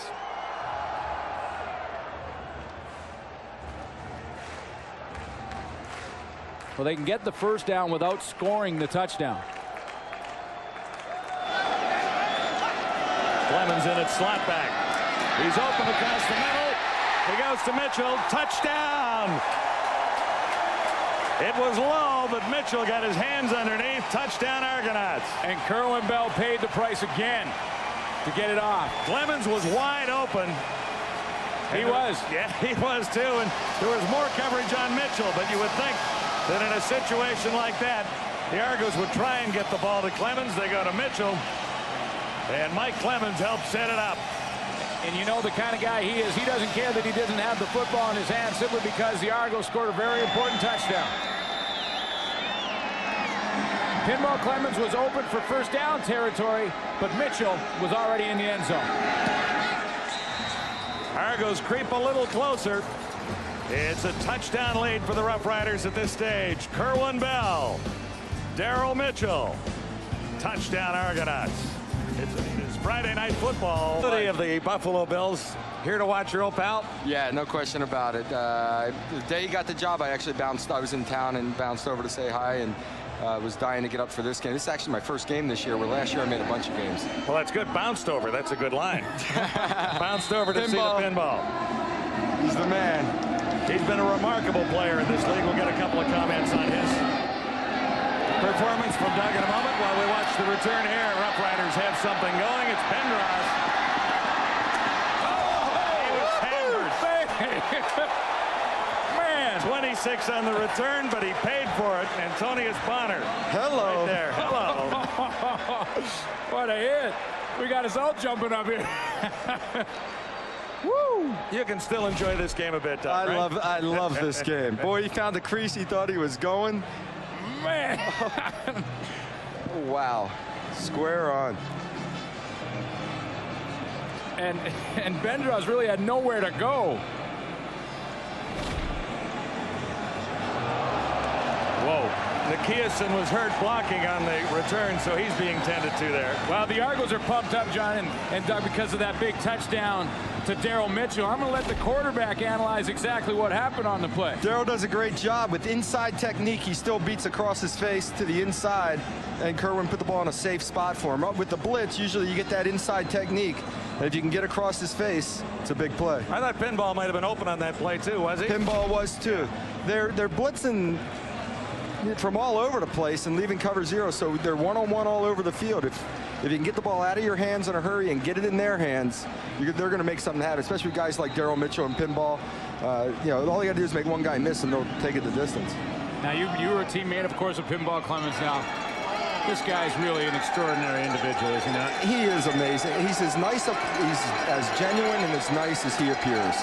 That's all I can say. He's a better person than he is football player. And that's saying an awful lot, isn't it, really? Yeah. When you consider what he has accomplished in this game of football. Oh, he's just a tremendous person. He always plays. He's always considerate, always looking after his fellow teammates or friends. And I remember a day we were playing down here, and Pinball saw an opportunity. And he comes back to the huddle and says, Doug, we can beat him on this route. I just, beat him on it. And I said, well, what do you want to call? And he called the play, but what he did was switch positions with Daryl Mitchell and let Daryl Mitchell get the touchdown. Is that right? Mitchell scores the touchdown. Yeah. In fact, I think it was Daryl's first touchdown, too. Early movement, and flags do come down. First, we have a free one here. And he makes contact inside the 40-yard line with Eric Gulliford. The play was his idea, but he didn't necessarily need to be the hero. And you always have guys coming back to you telling you, I can get open, I can do this, I can do that. And when Pinball says something, you listen. Toronto, number 70, penalties decline. First down. Dunbrack was offside, and the penalty will be declined. The game will stand for Saskatchewan, set up inside the Argonaut 40. So I trusted his judgment and said, hey, you call the play. He calls the play for Daryl Mitchell to beat the guy on that route. So, that's just the way he is. Looks intense there, though, huh? Yeah, he wants to get back out there. 1st and 10 for Burris and the Roughriders. Nice fake, and Burris takes off. For the first time this game, he'll have a first down inside the 25. Here's a memory for you, Doug.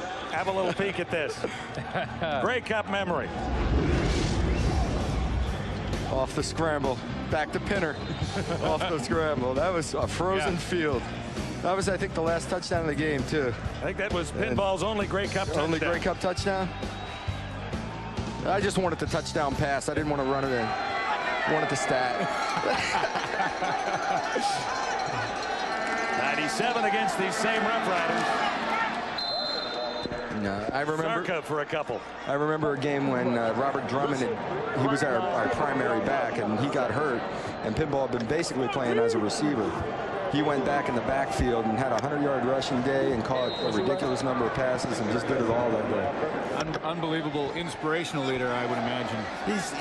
He runs the huddles out on the field as far as getting the team going and running stretch period or that type of stuff. Definite team captain guy all the way. Now he's worried as a head coach as well as an Argonaut player. Saskatchewan looking at 2nd and 4. They got a little pressure on Burris. You talk about the decisions that he will have to make now as the head coach of the Toronto Argonauts. I was talking to a lot of his teammates right now, and Doug, you were a teammate of his as well, and he said a lot of people don't understand that he's already a coach and has been for years. Was that what he was like when he was on the field? No question. Take the younger guys aside and explain something to them when they make a mistake or miss it, or like I said, come back to me with an idea for a play in a crucial situation. Talking to, at the time it was Don Matthews on the sideline about what we can and cannot do out there. 3 more for the Roughriders as McCallum clicks on a 26-yard field goal. And that'll make it a 10-point ball game once more. The Roughriders on top. Doug, thanks very much for joining us. Good luck Sunday afternoon. Thank you very much. Good to see you again, really is. Thanks, Doug. It's Adidas Friday Night Football. The Riders on top of the Argonauts, 20-10. Kerwin Bell and the Argonauts are down by 10. 7:09 to play, 3rd quarter. There's still lots of hope for fans at Skydome on Pinball Clemons' farewell night as a player. Well, Kerwin Bell has taken more hits than Doug Flutie in his entire career in this game alone. You're right. Nice to have Doug Flutie up in the booth with us for a little bit there. Brian Terry escaped the first wave of Saskatchewan tacklers for a 7-yard gain. By the way, he still got the shaft last year in Buffalo. I think you're right. I just had to throw that in one more time, and I know he'll be back in that starting lineup before it's over this year. Yeah, it's only a matter of time. Absolutely. Said he's 100% healthy, by the way. He'll be the number 3 guy this week because Buffalo has a bye next week, and he hopes to be into number 2 and ready and waiting. And he'll be back. Now, he wasn't hoping for an injury or a problem. No, that's not the...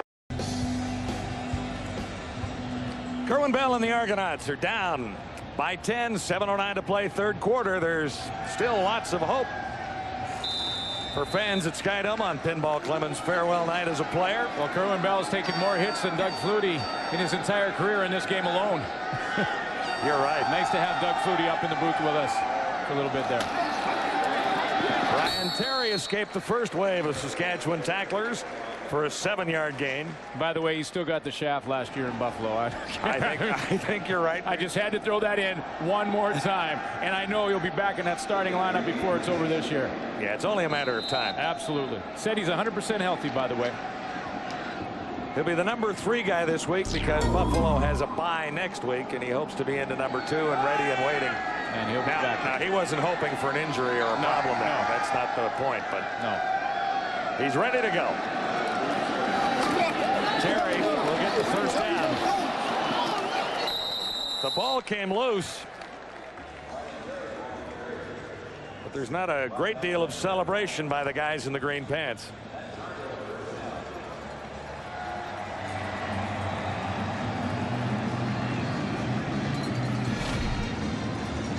Taking the ball to the right of your screen, gets a good block on George White there from Tony Burrs.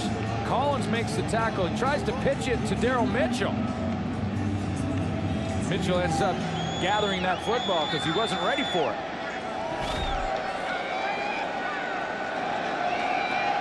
Argos 1st and 10. Nice fake by Bell. Looks one way, now deep the other. He's got Mitchell. Mitchell's got the ball. One rider is down. And there's a flag back at the line. Again, Kerwin Bell is hammered to the turf. He's a brave, brave quarterback. This guy has taken some hits. The flag is back and it's in the holding area. Yeah. In the holding area. In the holding area. That's the holding area. Holding. Where the offensive linemen hang out. Number 34. Repeat first down. That's where they store your luggage when it's lost. The holding area, right? That's the holding area. And Tony Burrs was the guy who was called holding too much luggage. Big play, wiped out. Well, in some ways, you know, the Argos, Burrs gets the holding call, but at the other end of the play, Daryl Mitchell got away with a push-off as well. So maybe it balanced out a little bit. Bell looks at 1st and 20 now. Back at the Argo 37. Saskatchewan on top by 10, and the Riders come again. Little screen pass, and lots of room for Ryan Terry. He'll get the first down, and he stumbles crossing the 45. So the Argos jump right back with a huge first down and a 33-yard gain. What a play from Kerwin Bell to find Ryan Terry, and this is a play that has success by design. There's Terry. He's just going to sneak out of the backfield again, make it look like he's blocking, and then sneak through into the pass lanes, catch that football, and he's got nowhere but room to run in. That's a wide lane you've drawn there. That was a big lane.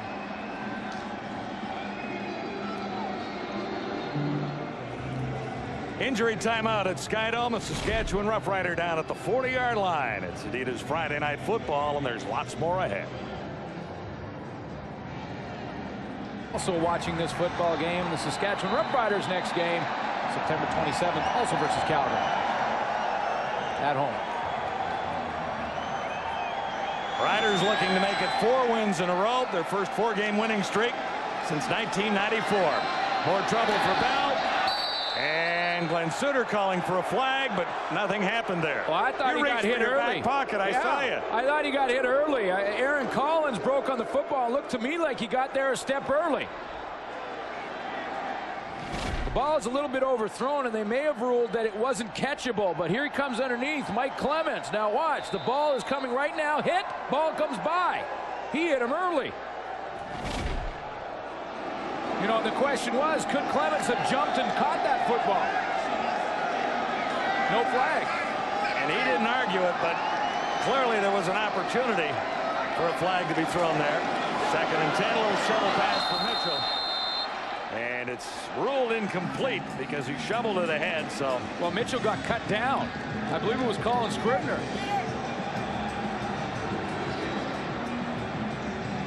Colin Scribner was right up in the middle, and he kind of knifed in there. And Mitchell, who came across to try and pick up that little shovel pass, got cut down, but Scribner went down. So there was no one to pass it to. A 47-yard field goal try for Jacob Marini. He struggled a bit last week. Prefontaine, injured earlier, will put it down. Marini has it up. Has he got enough? Not quite. And on the return, Bendros for Saskatchewan. Took it on the run. He's up to the 19. Argos miss a golden opportunity to get within a touchdown.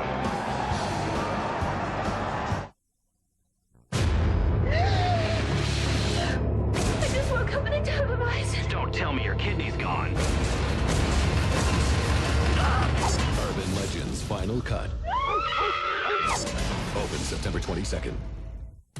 Swipe your club card at Safeway and receive a bonus $1 million touchdown to win entry when you purchase Nabob Tradition Coffee. You'll play Minigo and yogurt. Hershey's single chocolate bars. Swipe your club card for your chance to win $1 million at Safeway. Henry Burris and the Roughriders on first down. Far side. He has Marsh. And Marsh is more than halfway to a first down. Come to it, baby. 7 yards the gain. I wanted to ask Flutie what he thought of Henry Burris, but he had to get away on it. But I mean, it would have been interesting to get his comments. I mean, he hasn't seen a whole bunch of them except tonight, I'm sure. Yes, but John, Doug Flutie's trying to enjoy the game. Okay, we can't have him working all night. So it was nice of him to stop by, and we thank him for that. But yeah, it'd be nice to just have him up here the whole time and just chat with Doug Flutie. Yeah, then you'd be out of work. Good point. He wants to enjoy the game. Let's let him do Let him enjoy the game. Davis broke one. Another first down for the Riders as Davis continues to midfield and across. This guy is going to be a superb running back in the league. 22 yards there. He averages 6 yards a carry. Played college football at Iowa State. In fact, he's the only player at Iowa State that had 3 consecutive 1,000-yard-plus seasons. We saw him run over Marcelo Simmons early in the game, and this is just tremendous balance in the open field from Darren Davis. Oh, is that ever a nice run. Looks even more impressive in slow motion. Darren Davis, 10 carries, 64 yards. First and 10, Saskatchewan.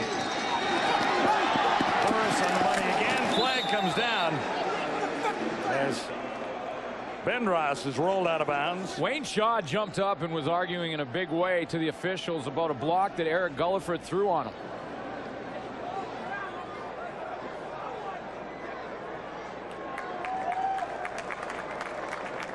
And you might have spotted it. There's a little applause from somewhere in the audience. Holding, Saskatchewan, number 84, repeat first down. They called it holding, but they got the guy you were talking about. Let's take a look at it. Little hitch pass out there. He's up here. He'll come into more focus in a second. He's working on Wayne Shaw, and you see him hold the back of the shoulder pads of Shaw and pull him down. Shaw's the guy who's supposed to make the tackle, and the officials right on top of it.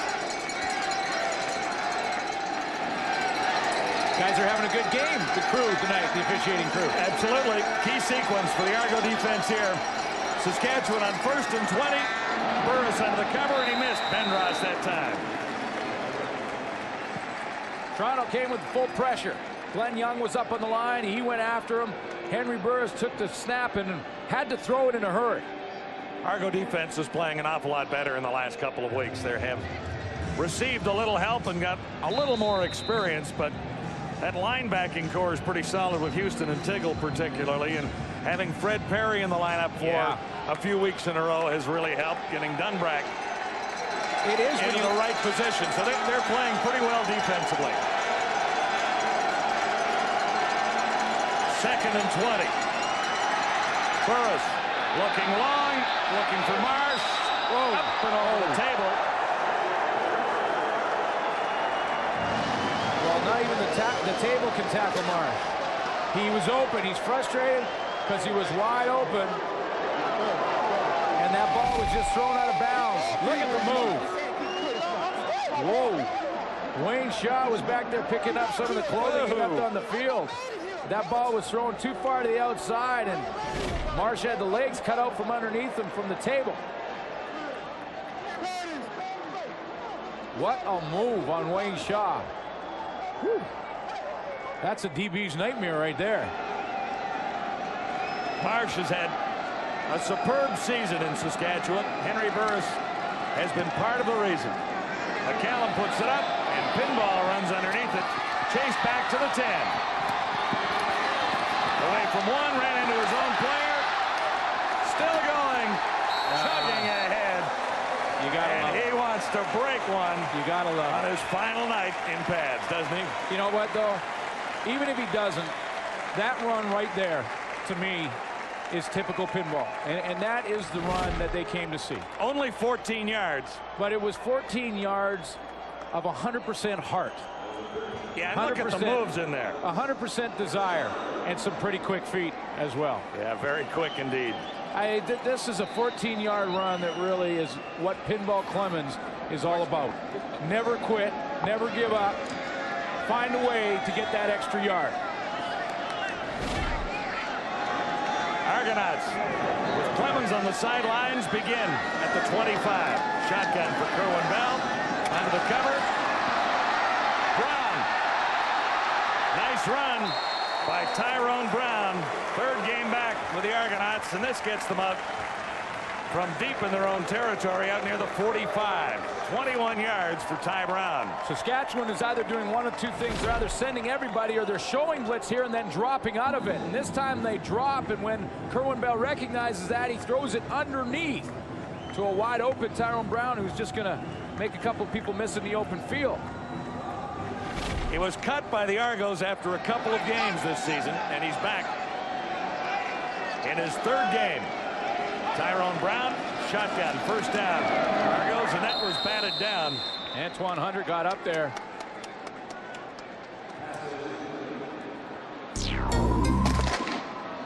End of quarter number 3, and it's a 10-point ball game at Skydome. 1 quarter to go of Pinball's farewell. Let's go forward. 15 minutes of football and pads left for Michael Pinball Clemons. After tonight, he'll coach the Toronto Argonauts. His team is down by 10. What's going through his mind right now? Well, you know, it's mixed emotions. You know, excited about the new step he's taking in the head coaching job, but also knowing he's going to miss this game, the game that he loves so much, the game he's so passionate about. He's going to miss playing it. It's the most unusual farewell to his playing days, isn't it? 15 minutes to go for Pinball Clemons. Then he's the head coach. Argonauts, first down. And halfway to another one. As Shillingford makes the catch and rolls out of bounds. First catch for Grayson Shillingford tonight. Argonauts having a pretty good game statistically in spite of the fact of being down by 10. Well, they really are. I mean, they're leading statistically other than the rushing category, but they pretty much abandoned the run because they're behind. So they are leading in almost every category. Argos had 9 minutes 17 seconds time of possession in the third quarter, so things are turning around for them a little bit. They have to score early here in the fourth, I think. And it was a key miss by Jacob Marini. I mean, he was lining up for a 47-yard field goal, chance to pull it within 7, and missed it.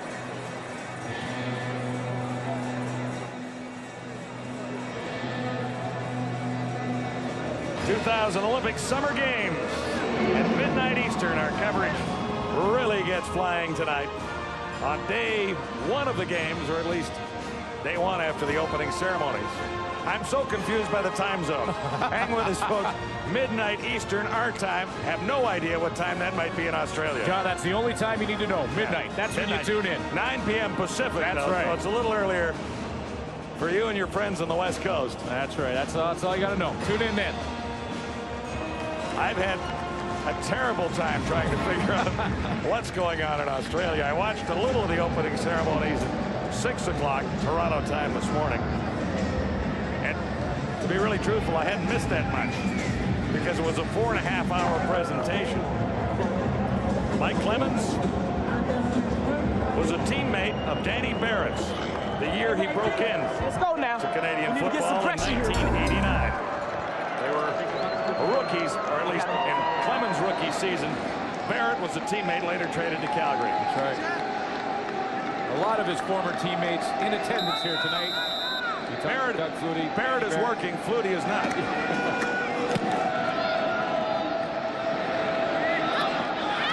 Eric Gulliford. There are flags everywhere, and Gulliford is wrapped up at the 35. 18 on the return.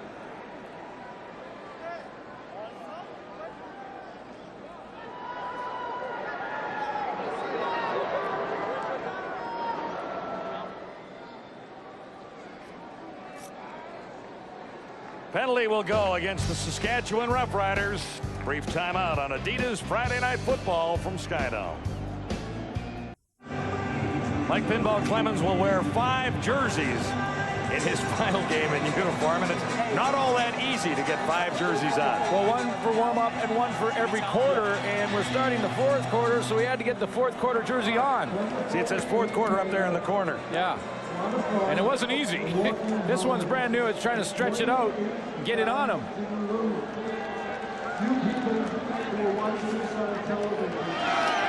First down, Saskatchewan.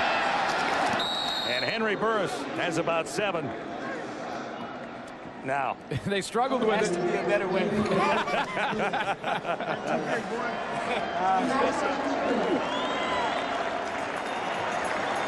It's on the wrong way.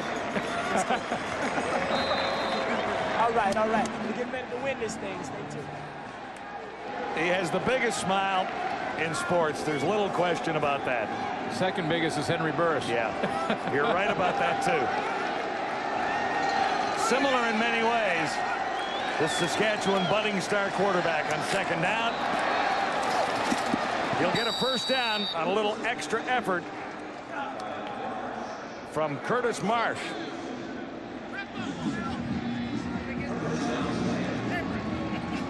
Riders really have to be excited about what has happened to this football team in the year 2000.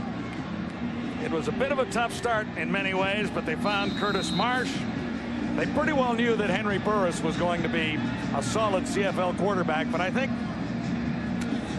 you really have to think he has blossomed a little more quickly than even Danny Barrett thought at the time. Well, he's been around 4 years, but the first year of him with the controls. He loves that pump fake, and he goes deep. And this could be a touchdown for the Saskatchewan Roughriders. Eric Gulliford got an escort to the end zone on a huge play from Henry Burris. 81 yards, and that might spoil the party for the Argonauts here tonight. Well, it all starts with a lot of time to throw the football up front, because Henry Burris could sit back there, pump fake, and let the play develop. It was a long pattern from Eric Gulliford. Watch the time that Henry, there's the pump fake, no one in his face, lots of time, throws that football down the field, gets hit late, but Antonius Bonner by this time was being stretched in 2 different directions. Eric Gulliford was on the sideline, Dan Farthing was in the middle of the field. He picked Farthing and he was wrong. Gulliford got an escort to the end zone. Great job. And that's his 6th touchdown of the season.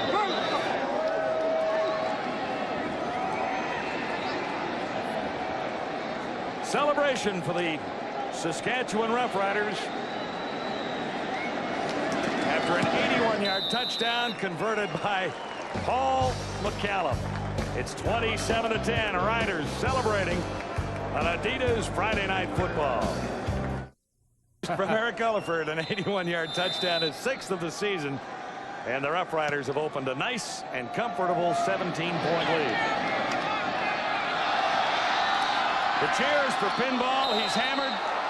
The play is whistled down. This will not be a touchdown.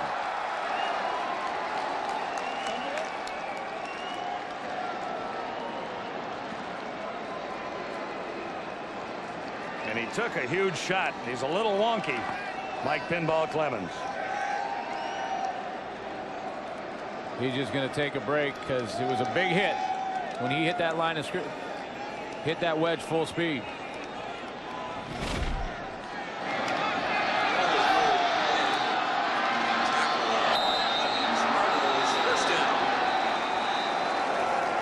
McDavid was ready to celebrate his first touchdown. And Clemons trots to the sidelines after absorbing a big hit. Hang on, he's not heading out. He's going to the wideout receiver spot, far side of the field. 1st and 10 Argos. Bell. To Ryan Terry. And a marker is down. So is Kerwin Bell. Arkell Trulock jumped up and put his hands up in the air. He was on top of Kerwin Bell after he threw that football, and I'm not sure if he wasn't a little late on the hit.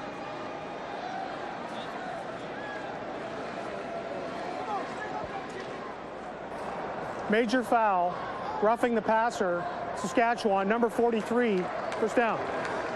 Arkell Trulock Could cost the Roughriders a little bit here. Yardage for starters, but he'll give the Argos good field position. There's Arkel Trueluck. He'll move to the outside. He's clean. The ball's gone. 2 steps right in the back. Another good call. Pitchers are on top of their game tonight. Argos out at the 43, first down. Bell with time. And Ryan Terry made the catch for 3 yards. Well, now they're not only, the Toronto Argonauts are not only working against the Saskatchewan Roughriders, but they're also competing against the clock. And with 11 minutes left, they have to start throwing for a little more yardage, moving that football a little deeper down the field. They can dump it all they want to Ryan Terry, and that's exactly what Saskatchewan defensively want them to do. Absolutely, because Toronto is looking at 2nd and long, 2nd and 8 here. That cuts down the options for Kerwin Bell to come up with a first down. Looking a little deeper. Again, it's Terry. He's turned it into a first down, almost. It'll be interesting to see where they mark it. Well, it's gamble time anyway because it's that close, so they're going to go for it even if they're short. What a catch, though, by Ryan Terry. He made that play on his own. That ball was thrown too far in front of him, and he stabbed it with his right hand. By the way, Pinball Clemons, the head coach, loves Ryan Terry as a football player. He slips out of the backfield, number 33, and he just stabs us with his right hand. Look at that. That's a tough catch to make. He made it look easy. How close are they? Well, about that close. About a foot. Or 27 lengths of the chain. Well, this would be the 3rd time in the game that they gamble at about the same position in the field and with about the same amount of distance to go. So no question that that's what the call will be. And Pinball Clemons can make that call right there in the huddle. We're going, guys. Let's go get it. Well, I think he has to do things like this to get a little confidence built up in this Argonaut offense. And there's no problem at all getting the first down and lots to spare. Clemons made the call. Do you think? Tony Burse made the carry. He's got 10.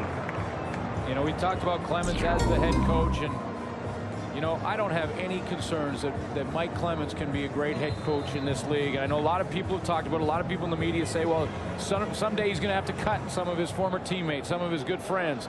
Mike Clemons will be able to do that because he has earned so much respect from all the players that he's played with. I mean, if you're going to get cut from him, that's all right. Bell can't find a target. Now he's got Burse. Burse is wrapped up by Arkel Trueluck.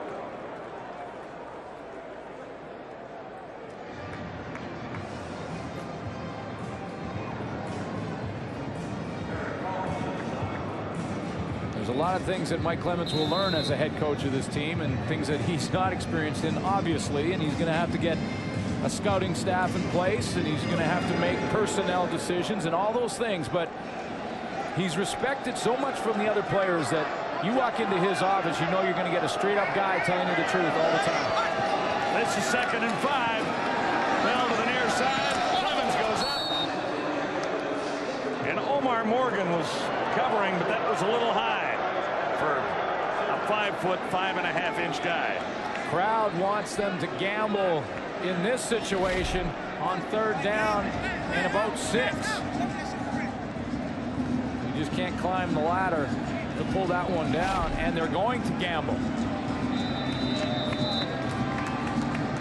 3rd and 5. It worked last week against the Blue Bombers for a touchdown at the 5-yard line. This might be a slightly bigger gamble here.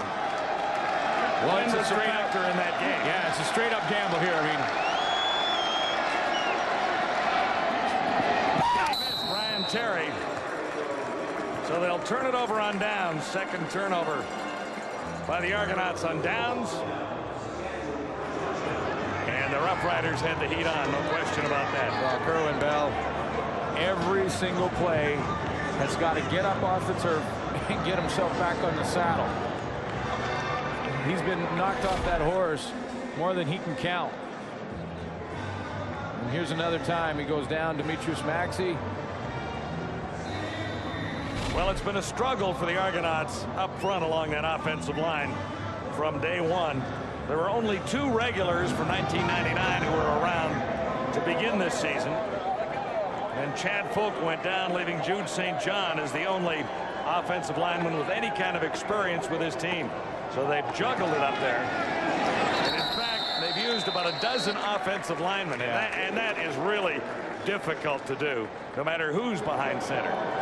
And I talked to Jude St. John, who you can see right there in the middle of your screen, and I asked him about that. I said, okay, how do you do it when you're all switching positions and you bring in new guys? He says, this is what we do, Glenn. We go to the game. I introduced myself to the guy who's standing beside me in the huddle. Hi, I'm Jude St. John. Nice to meet you. Let's try and hold our own here tonight. And hold is not the right word to use. You're right? probably right. 2nd and 10. Henry Burris and the Roughriders, a comfortable lead and looking for more here. Galliford is the target, and he's overthrown. Coverage by Antonius Bonner, who has been tested more than once tonight. Well, really now, when you look at the gamble from the Toronto Argonauts, it only cost them field position. Because yes, they didn't get the gamble, and they didn't lose too much time because they didn't lose too much time, and they didn't give up any points, but they did give up probably about 30 or 40 yards in field position had they punted. So that's really the only loss in the gamble at that point.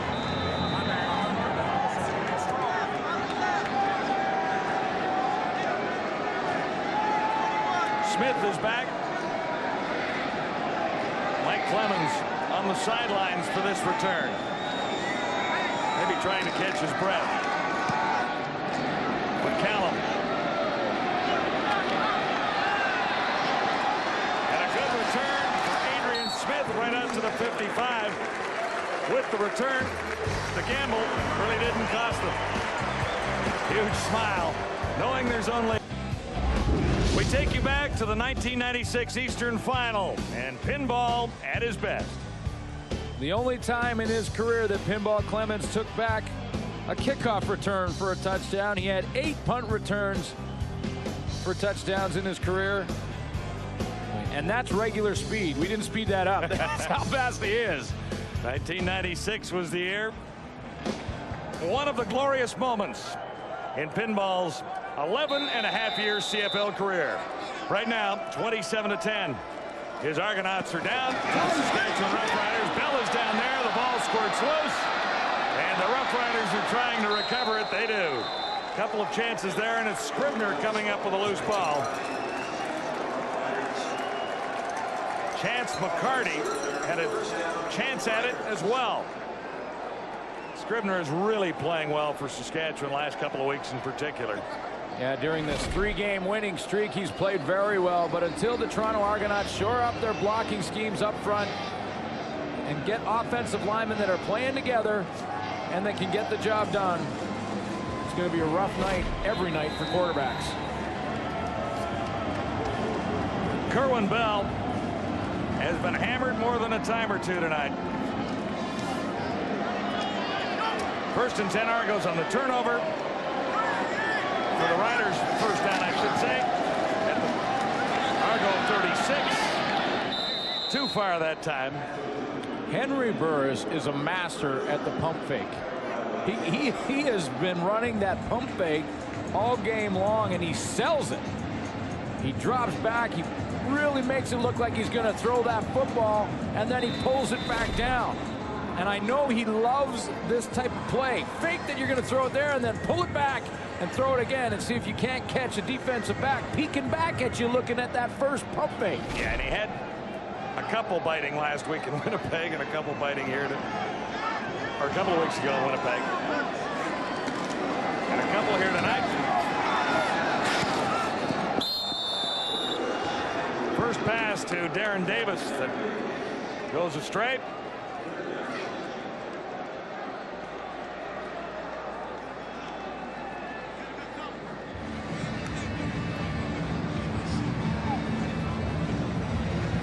Henry Burris with 22 touchdown passes coming into this game. One more tonight. Ken Austin has the Rough Rider record. The guy who was visiting with us earlier has the CFL record, if I remember. Doug Flutie, that's right. With about 52. No, it's 48. Well, Ron Lancaster, the legend in Saskatchewan, has 28, or had 28 as a Rough Rider. That was his best year. So in a couple of games, he may pass Ron Lancaster, and he may catch Ken Austin before it's over. McCallum. 3 more for the Rough Riders. Less than 6 minutes to go on Adidas Friday Night Football from Skydome. It's Burris and the Riders in the lead. Field for his electrifying style and just 6 minutes of his playing career remaining as he moves in front of the bench to be head coach of the Argonauts following this game tonight. And following this game tonight, there will be a special ceremony to remember the exploits of Mike Pinball Clemons. The player will carry it for you at the conclusion of the game. Well, his first coach was Bob Obilovich, but the coach that he credits for a lot of his success is Don Matthews. And when Don Matthews took over in Toronto, he quickly figured out that Mike Pinball Clemons can get it done in a lot of other ways other than returning the football. And he told him in the offseason, he said, listen, get in good shape because you're going to touch the ball a lot. Not on this return. It comes up short at the 25.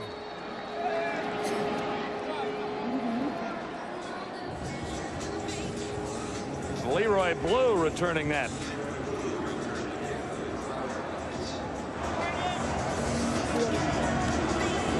Well, they'll add a few players to help strengthen this team. I think Canadian talent is one area that's really a little bit weak on this edition of the Argonauts. Well, Leroy Blue really helps in that category for sure. He's Canadian, 12-year veteran.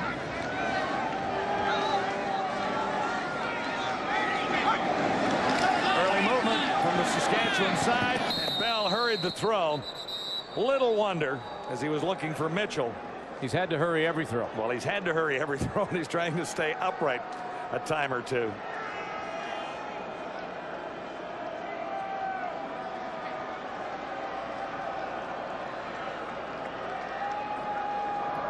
Offside, Saskatchewan, number 43.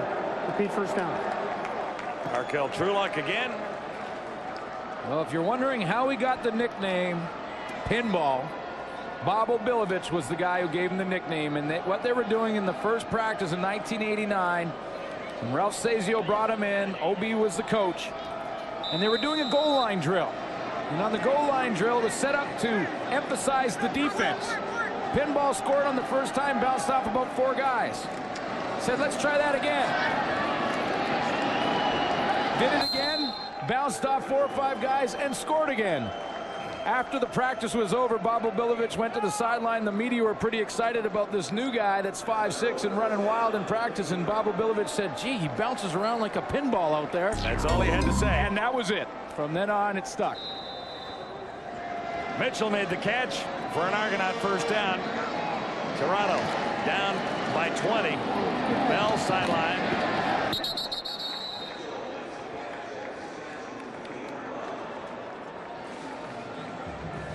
Mitchell again, and he moves the yardsticks again, but the Rough Riders will gladly give up a few sideline patterns at this stage of things. Well, yeah, they're going to make him move the football down the field and make him throw it underneath. Mitchell with his 11th catch. 1 touchdown, 124 yards. Had a big one called back, too, to the holding call. Bell standing in over the middle. And it's Mitchell again. Inside the 20 to the 19. This was a good combination. We told you in 1998. Well, this is the positive thing for the Toronto Argonauts. Daryl Mitchell is here, a very gifted receiver in the Canadian Football League, had a 2,000-yard season. Now, Kerwin Bell knows a lot about Darren Mitchell. That's one of the pluses for this team. In the skill position, they have some talent. On defense, they have some talent. Yeah, they need some work on their offensive line. There's some areas they have to shore up. But there are positive signs in Toronto. And he's definitely one of them. 30 yards for Mitchell, 12 receptions and 154 plus the touchdown. Well, he'd be close to 200. He had around a 45-yarder called back. Injured Rough Rider out around midfield. We should say hello to Muriel Crow, who's 83. Yeah. And was Pinball's surrogate mom in his early years in Toronto. She took care of Pinball when he first moved away from home and came to the Argonauts. They've been friends since then for 11.5 years. She liked to come to the games, but it's a little bit of a hip problem. Couldn't be here tonight, but I know she's watching Michael's last game. So hi, Muriel. And she helped with the transition, because when he first got the call to come to Canada, he, like a lot of Americans, and he grew up in Dunedin, Florida, thought it was pretty cold and didn't know, thought it was like Arctic conditions, and he arrived and she helped with the transition, told him, hey, go down and see the city, and he loved it and been here ever since. Flags are down. Catch is made by Andrew English, and he's inside the 10. And Muriel Crow was the one to explain to Pinball that there were no polar bears anywhere near Toronto. That's right. And one of the first nights, he said, listen, go down to the mall in Toronto, go down and see the city. And Pinball saw the city and fell in love with it. And you know what? The city fell in love with Pinball Clemons. Offside, Toronto, number 87. Repeat first down. So Daryl Mitchell got a head start there. And less than 4 minutes and 30 seconds remaining in Pinball's outstanding CFL playing career. Less than 4 minutes now, as a matter of fact. First and 15, Argos at the Roughrider 24. Throwing on his heels, Mitchell makes the catch. And he'll be up 5 yards short of a first down.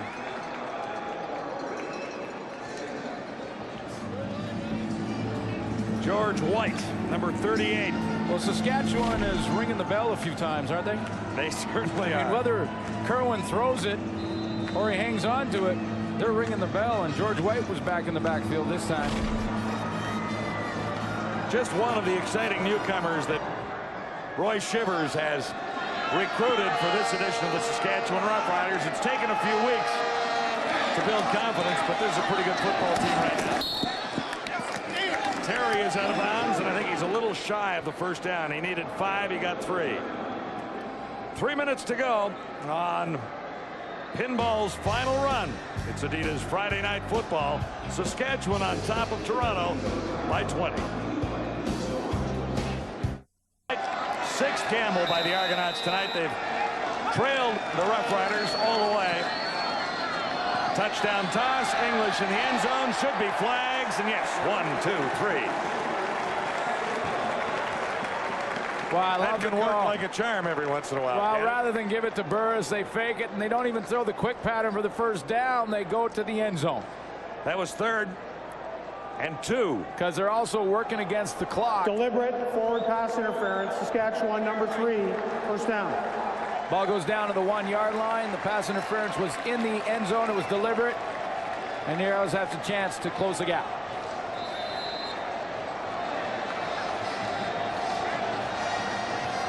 The Roughriders have the lead. Argos have a touchdown for Ryan Terry from the 1.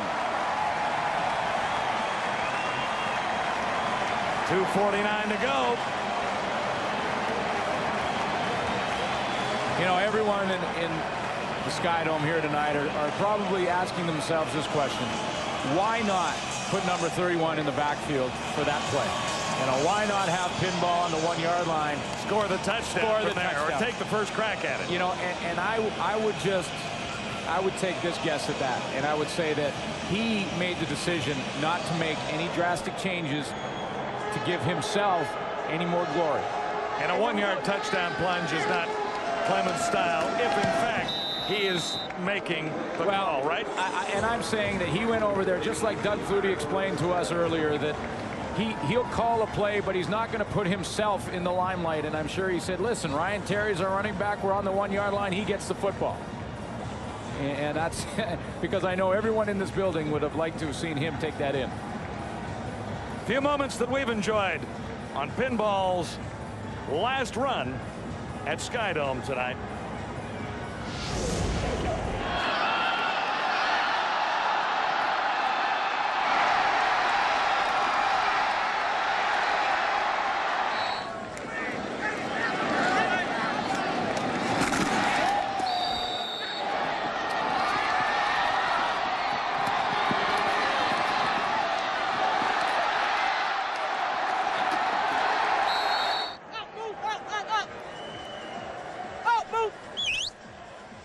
and involved on the sidelines. Yeah. Well, folks, enjoy it for another 2 minutes and 49 seconds. Because after that, the pads come off. But it has been an honor to watch him. 25,309 all-purpose yards in 11.5 seasons. An all-pro record. And the game ball goes to number 31 tonight. The Adidas game ball to Mike Clemons. And I suppose from here on in, we'll drop pinball most of the time and say, Coach Clemons. Coach Clemons.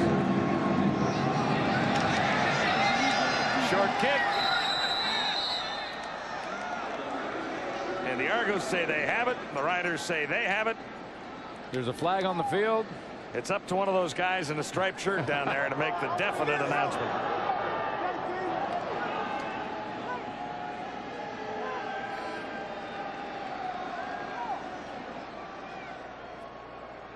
You know, sometimes I got a chance to obviously play against Pinball Clemons for a few years, and you know the smile, and you see the smile, and you see the competitor in him, and when you tackle him and he's churning for more yards and he just won't quit. And one of the frustrating things playing against him was always that no matter how hard you hit him, he was still the nice guy that got up and said, hey, that was one heck of a hit. Way to go. And I said, yeah, you got the first down. Oh, yeah, we did, didn't we? Toronto number 4, first down, Saskatchewan. Well, the Riders get it back. Argos will come up short. 30-17 right now. And Saskatchewan would like to take a little time off the clock and assure this victory, but it looks pretty comfortable for Danny Barrett. Well, yeah, and congratulations to the Riders. I mean, they have got a streak going. They are the hottest team in the Canadian Football League. Maybe, you know, the Edmonton Eskimos should be in that category as well. But 4 straight wins now for the Saskatchewan Roughriders. First, a nice fake, takes off second time. First down, Saskatchewan. Offensively, they're on fire. Curtis Marsh leads the league. We've talked about that. Henry Burris having a great year. And defensively, they're starting to come together. Won 3 in a row over the Eskimos, the Blue Bombers, and the BC Lions. So they beat Edmonton in Edmonton to really get this thing going. Well, and that's why they're the hottest team in the league, with on the verge of 4 straight wins. They have knocked off the Eskimos, so the Eskimos haven't won 4 in a row. Although they've won 7 of 8, and they're looking awfully good. So is this Darren Davis. I like him as a running back. Well, yeah, he's another reason for it. They've got a little bit of a running game with Darren Davis. We talked about their receiving core and Burris and the way he's been controlling this offense. And then when you combine that with the fact that on defense, with all those rookies that they have, especially in the secondary, that they're starting to come together, watch out for this team. Yeah, I think you've got to give a lot of credit in Saskatchewan, too, to the offensive line. Oh, really, absolutely. I mean, that's allowing consistency. Henry Burris an opportunity, and there is consistency up front, something that the Argos are struggling to find and likely won't find until the end of the season. Here's Burris, run for the end zone, hammered by Smith. Adrian Smith upended Henry Burris, and the Riders continue to roll. 1:51 to go. Well, you know, I'm sure Danny Barrett, who was a quarterback in his playing days, is a little concerned with his future star and current star in Henry Burris running the way he did in the open field with the game pretty much in hand. He's like, hey, I love the competitive approach, and I love you running hard, but don't take unnecessary hits, and I'm sure he will discuss that with Henry Burris after this game is over. 1st and 10 at the Argonauts. And there's a solid smash in there. Fred Perry was in the middle of it, and so was Leroy Blue. Well, there's been some big hits in this game, and that's one thing that Mike Clemons will not have to worry about after 1 minute and 30 is gone.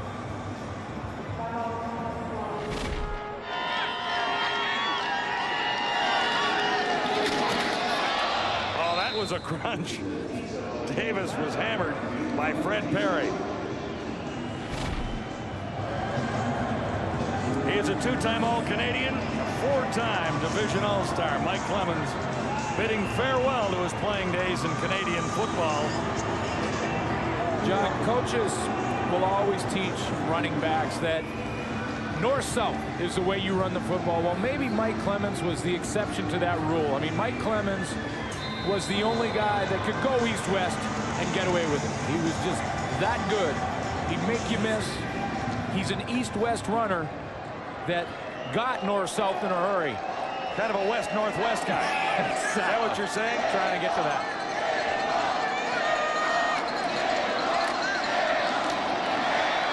Touchdown for Curtis Marsh, and it looked easy there. The Argos a little bit confused. And for Curtis Marsh, touchdown number 7 on his super season.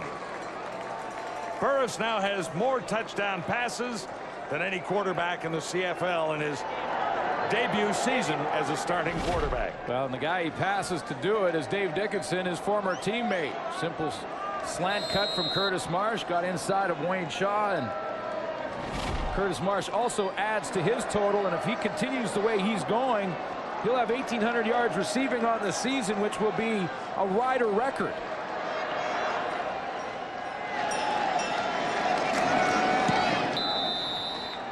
But you mentioned the touchdown passes from Henry Burris, and 24 now on the season for Burris. Dave Dickinson, who's missed a couple of games, has 22 on the season, and then Danny McManus, Anthony Calvillo third with 15. And we talked about the pace that Burris is on. If he keeps going, he'll finish with 40. Dave and Danny, the matchup tomorrow night in Calgary. We told you we get it. John, we got it, baby. Hey, Wally, what's up, baby? How y'all doing out there in Calgary? Good luck tomorrow. Go get him, Dave. Well, you see, we talked about this earlier, and it suggested that this guy has got the same personality and the same smile. We're talking about Henry Burris, although Gulliford is into the middle of things now. But Henry Burris is a wonderful guy to be around. He is confident without being cocky. He is available. He is fun. And he's a treat to watch in Canadian football. So he plays a different position than the outgoing Mike Pinball Clemons. But he has that aura about him, that style, that class, that personality, doesn't he? No question about it. And that smile. And that's the way it goes. I mean, Mike Clemons steps out as a player, and the next player comes along. And you know, one of the great things about the Canadian Football League,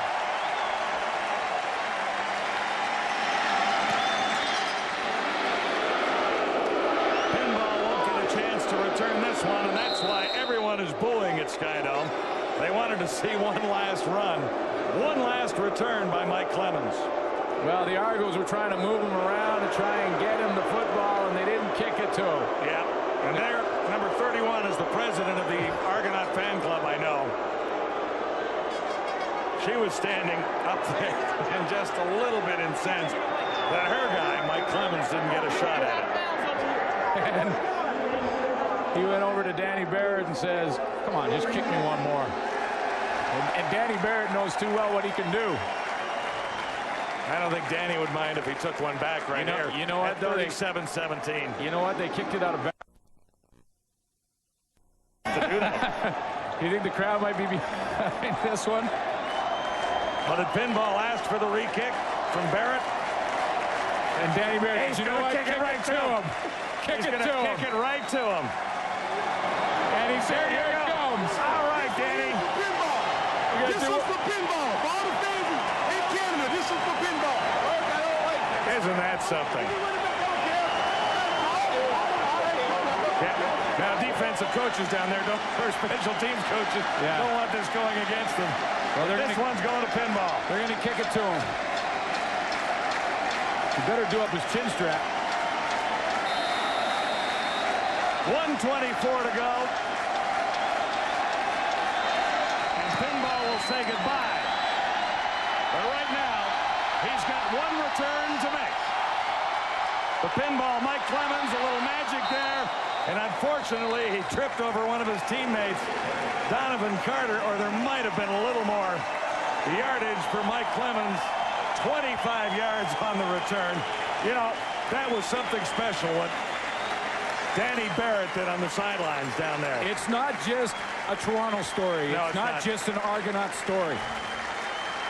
And Danny Barrett illustrated that when he walked up to the camera and says, this one's for everyone in Canada. We'll kick it one more time for pinball. Yeah, and now he wasn't going to call off his special teams and give him a free ride. No, absolutely but he not. gave him the ball.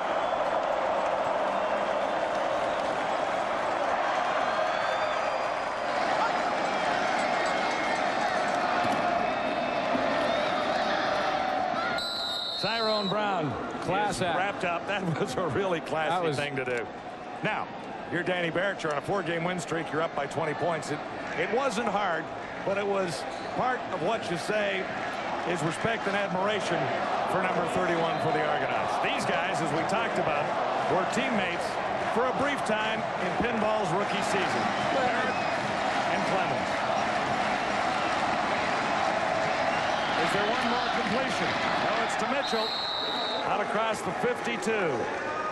And Barrett on the sidelines is trying to get the fans really warmed up for this final few seconds of Pinball Clemons' career. He just took the shower on the sideline from his team. And he was. You take it for every win? The Gatorade shower? Another first down for the Argonauts. 46 seconds to go. Daryl Mitchell. Are they setting something up here as the Argos move slowly downfield in the final few seconds? Is there one more completion for number 31? He's out there and out at wide receiver, far side of the field. Clemons is the target, and they missed it. Interception, Saskatchewan. Something went awry, and the Riders get the ball back. Omar Morgan is still going, still standing.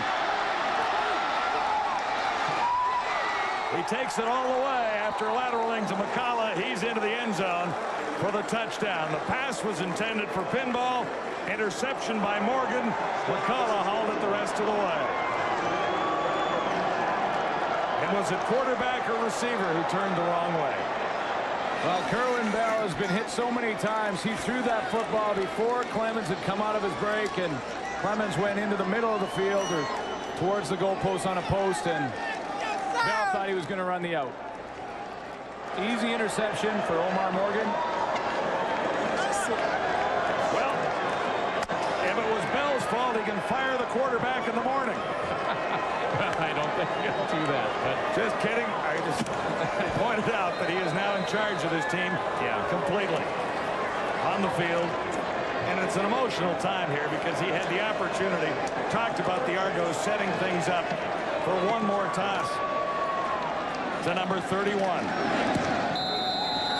Don, it's always emotional time when you decide to hang him up. And the way he's doing it now, you've got to feel for him because you know how much passion he has for this game.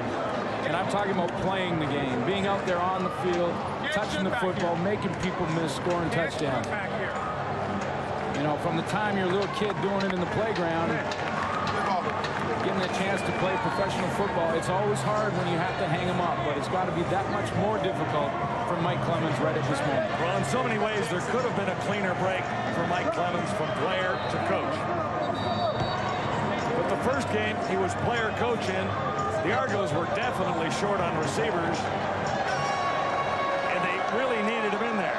This last game tonight was at the suggestion of his wife, Diane, who said, Michael, you owe your fans in Toronto one more game.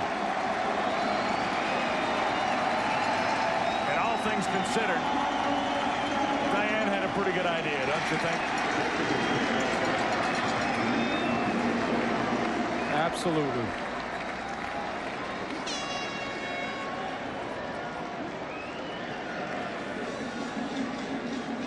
Well, what it sets up is one more chance here. 23 seconds to go. 31 is in. Saskatchewan will kick off.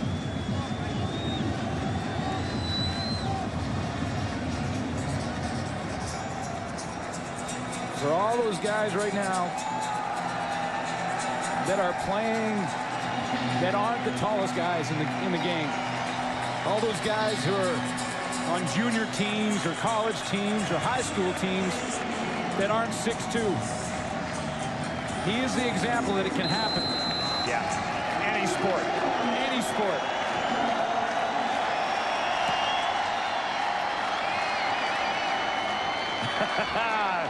Jump ball.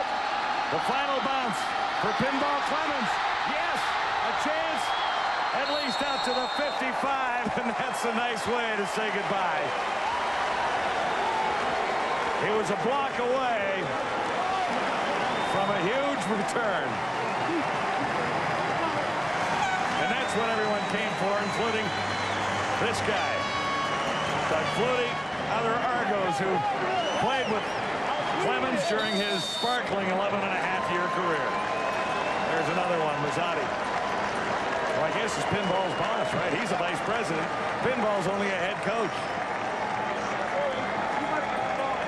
There's his his first coach. And to the left, Ralph Sazio, who brought Mike Clemons to Canadian football in 1989.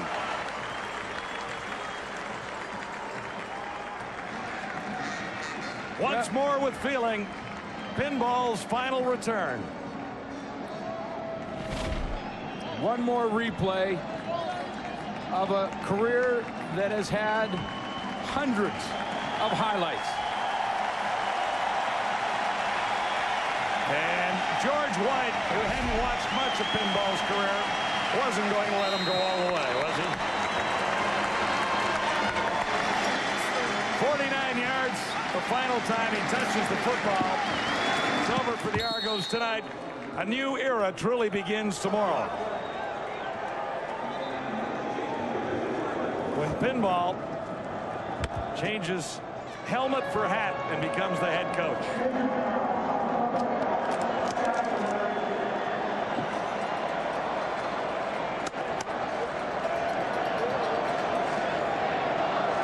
Still thinking about the pattern, do you think? He's thinking about the years. He's thinking about the memories. The people in Toronto. Special ceremony to remember the career following immediately. Ryan Terry with 4 seconds left on the clock.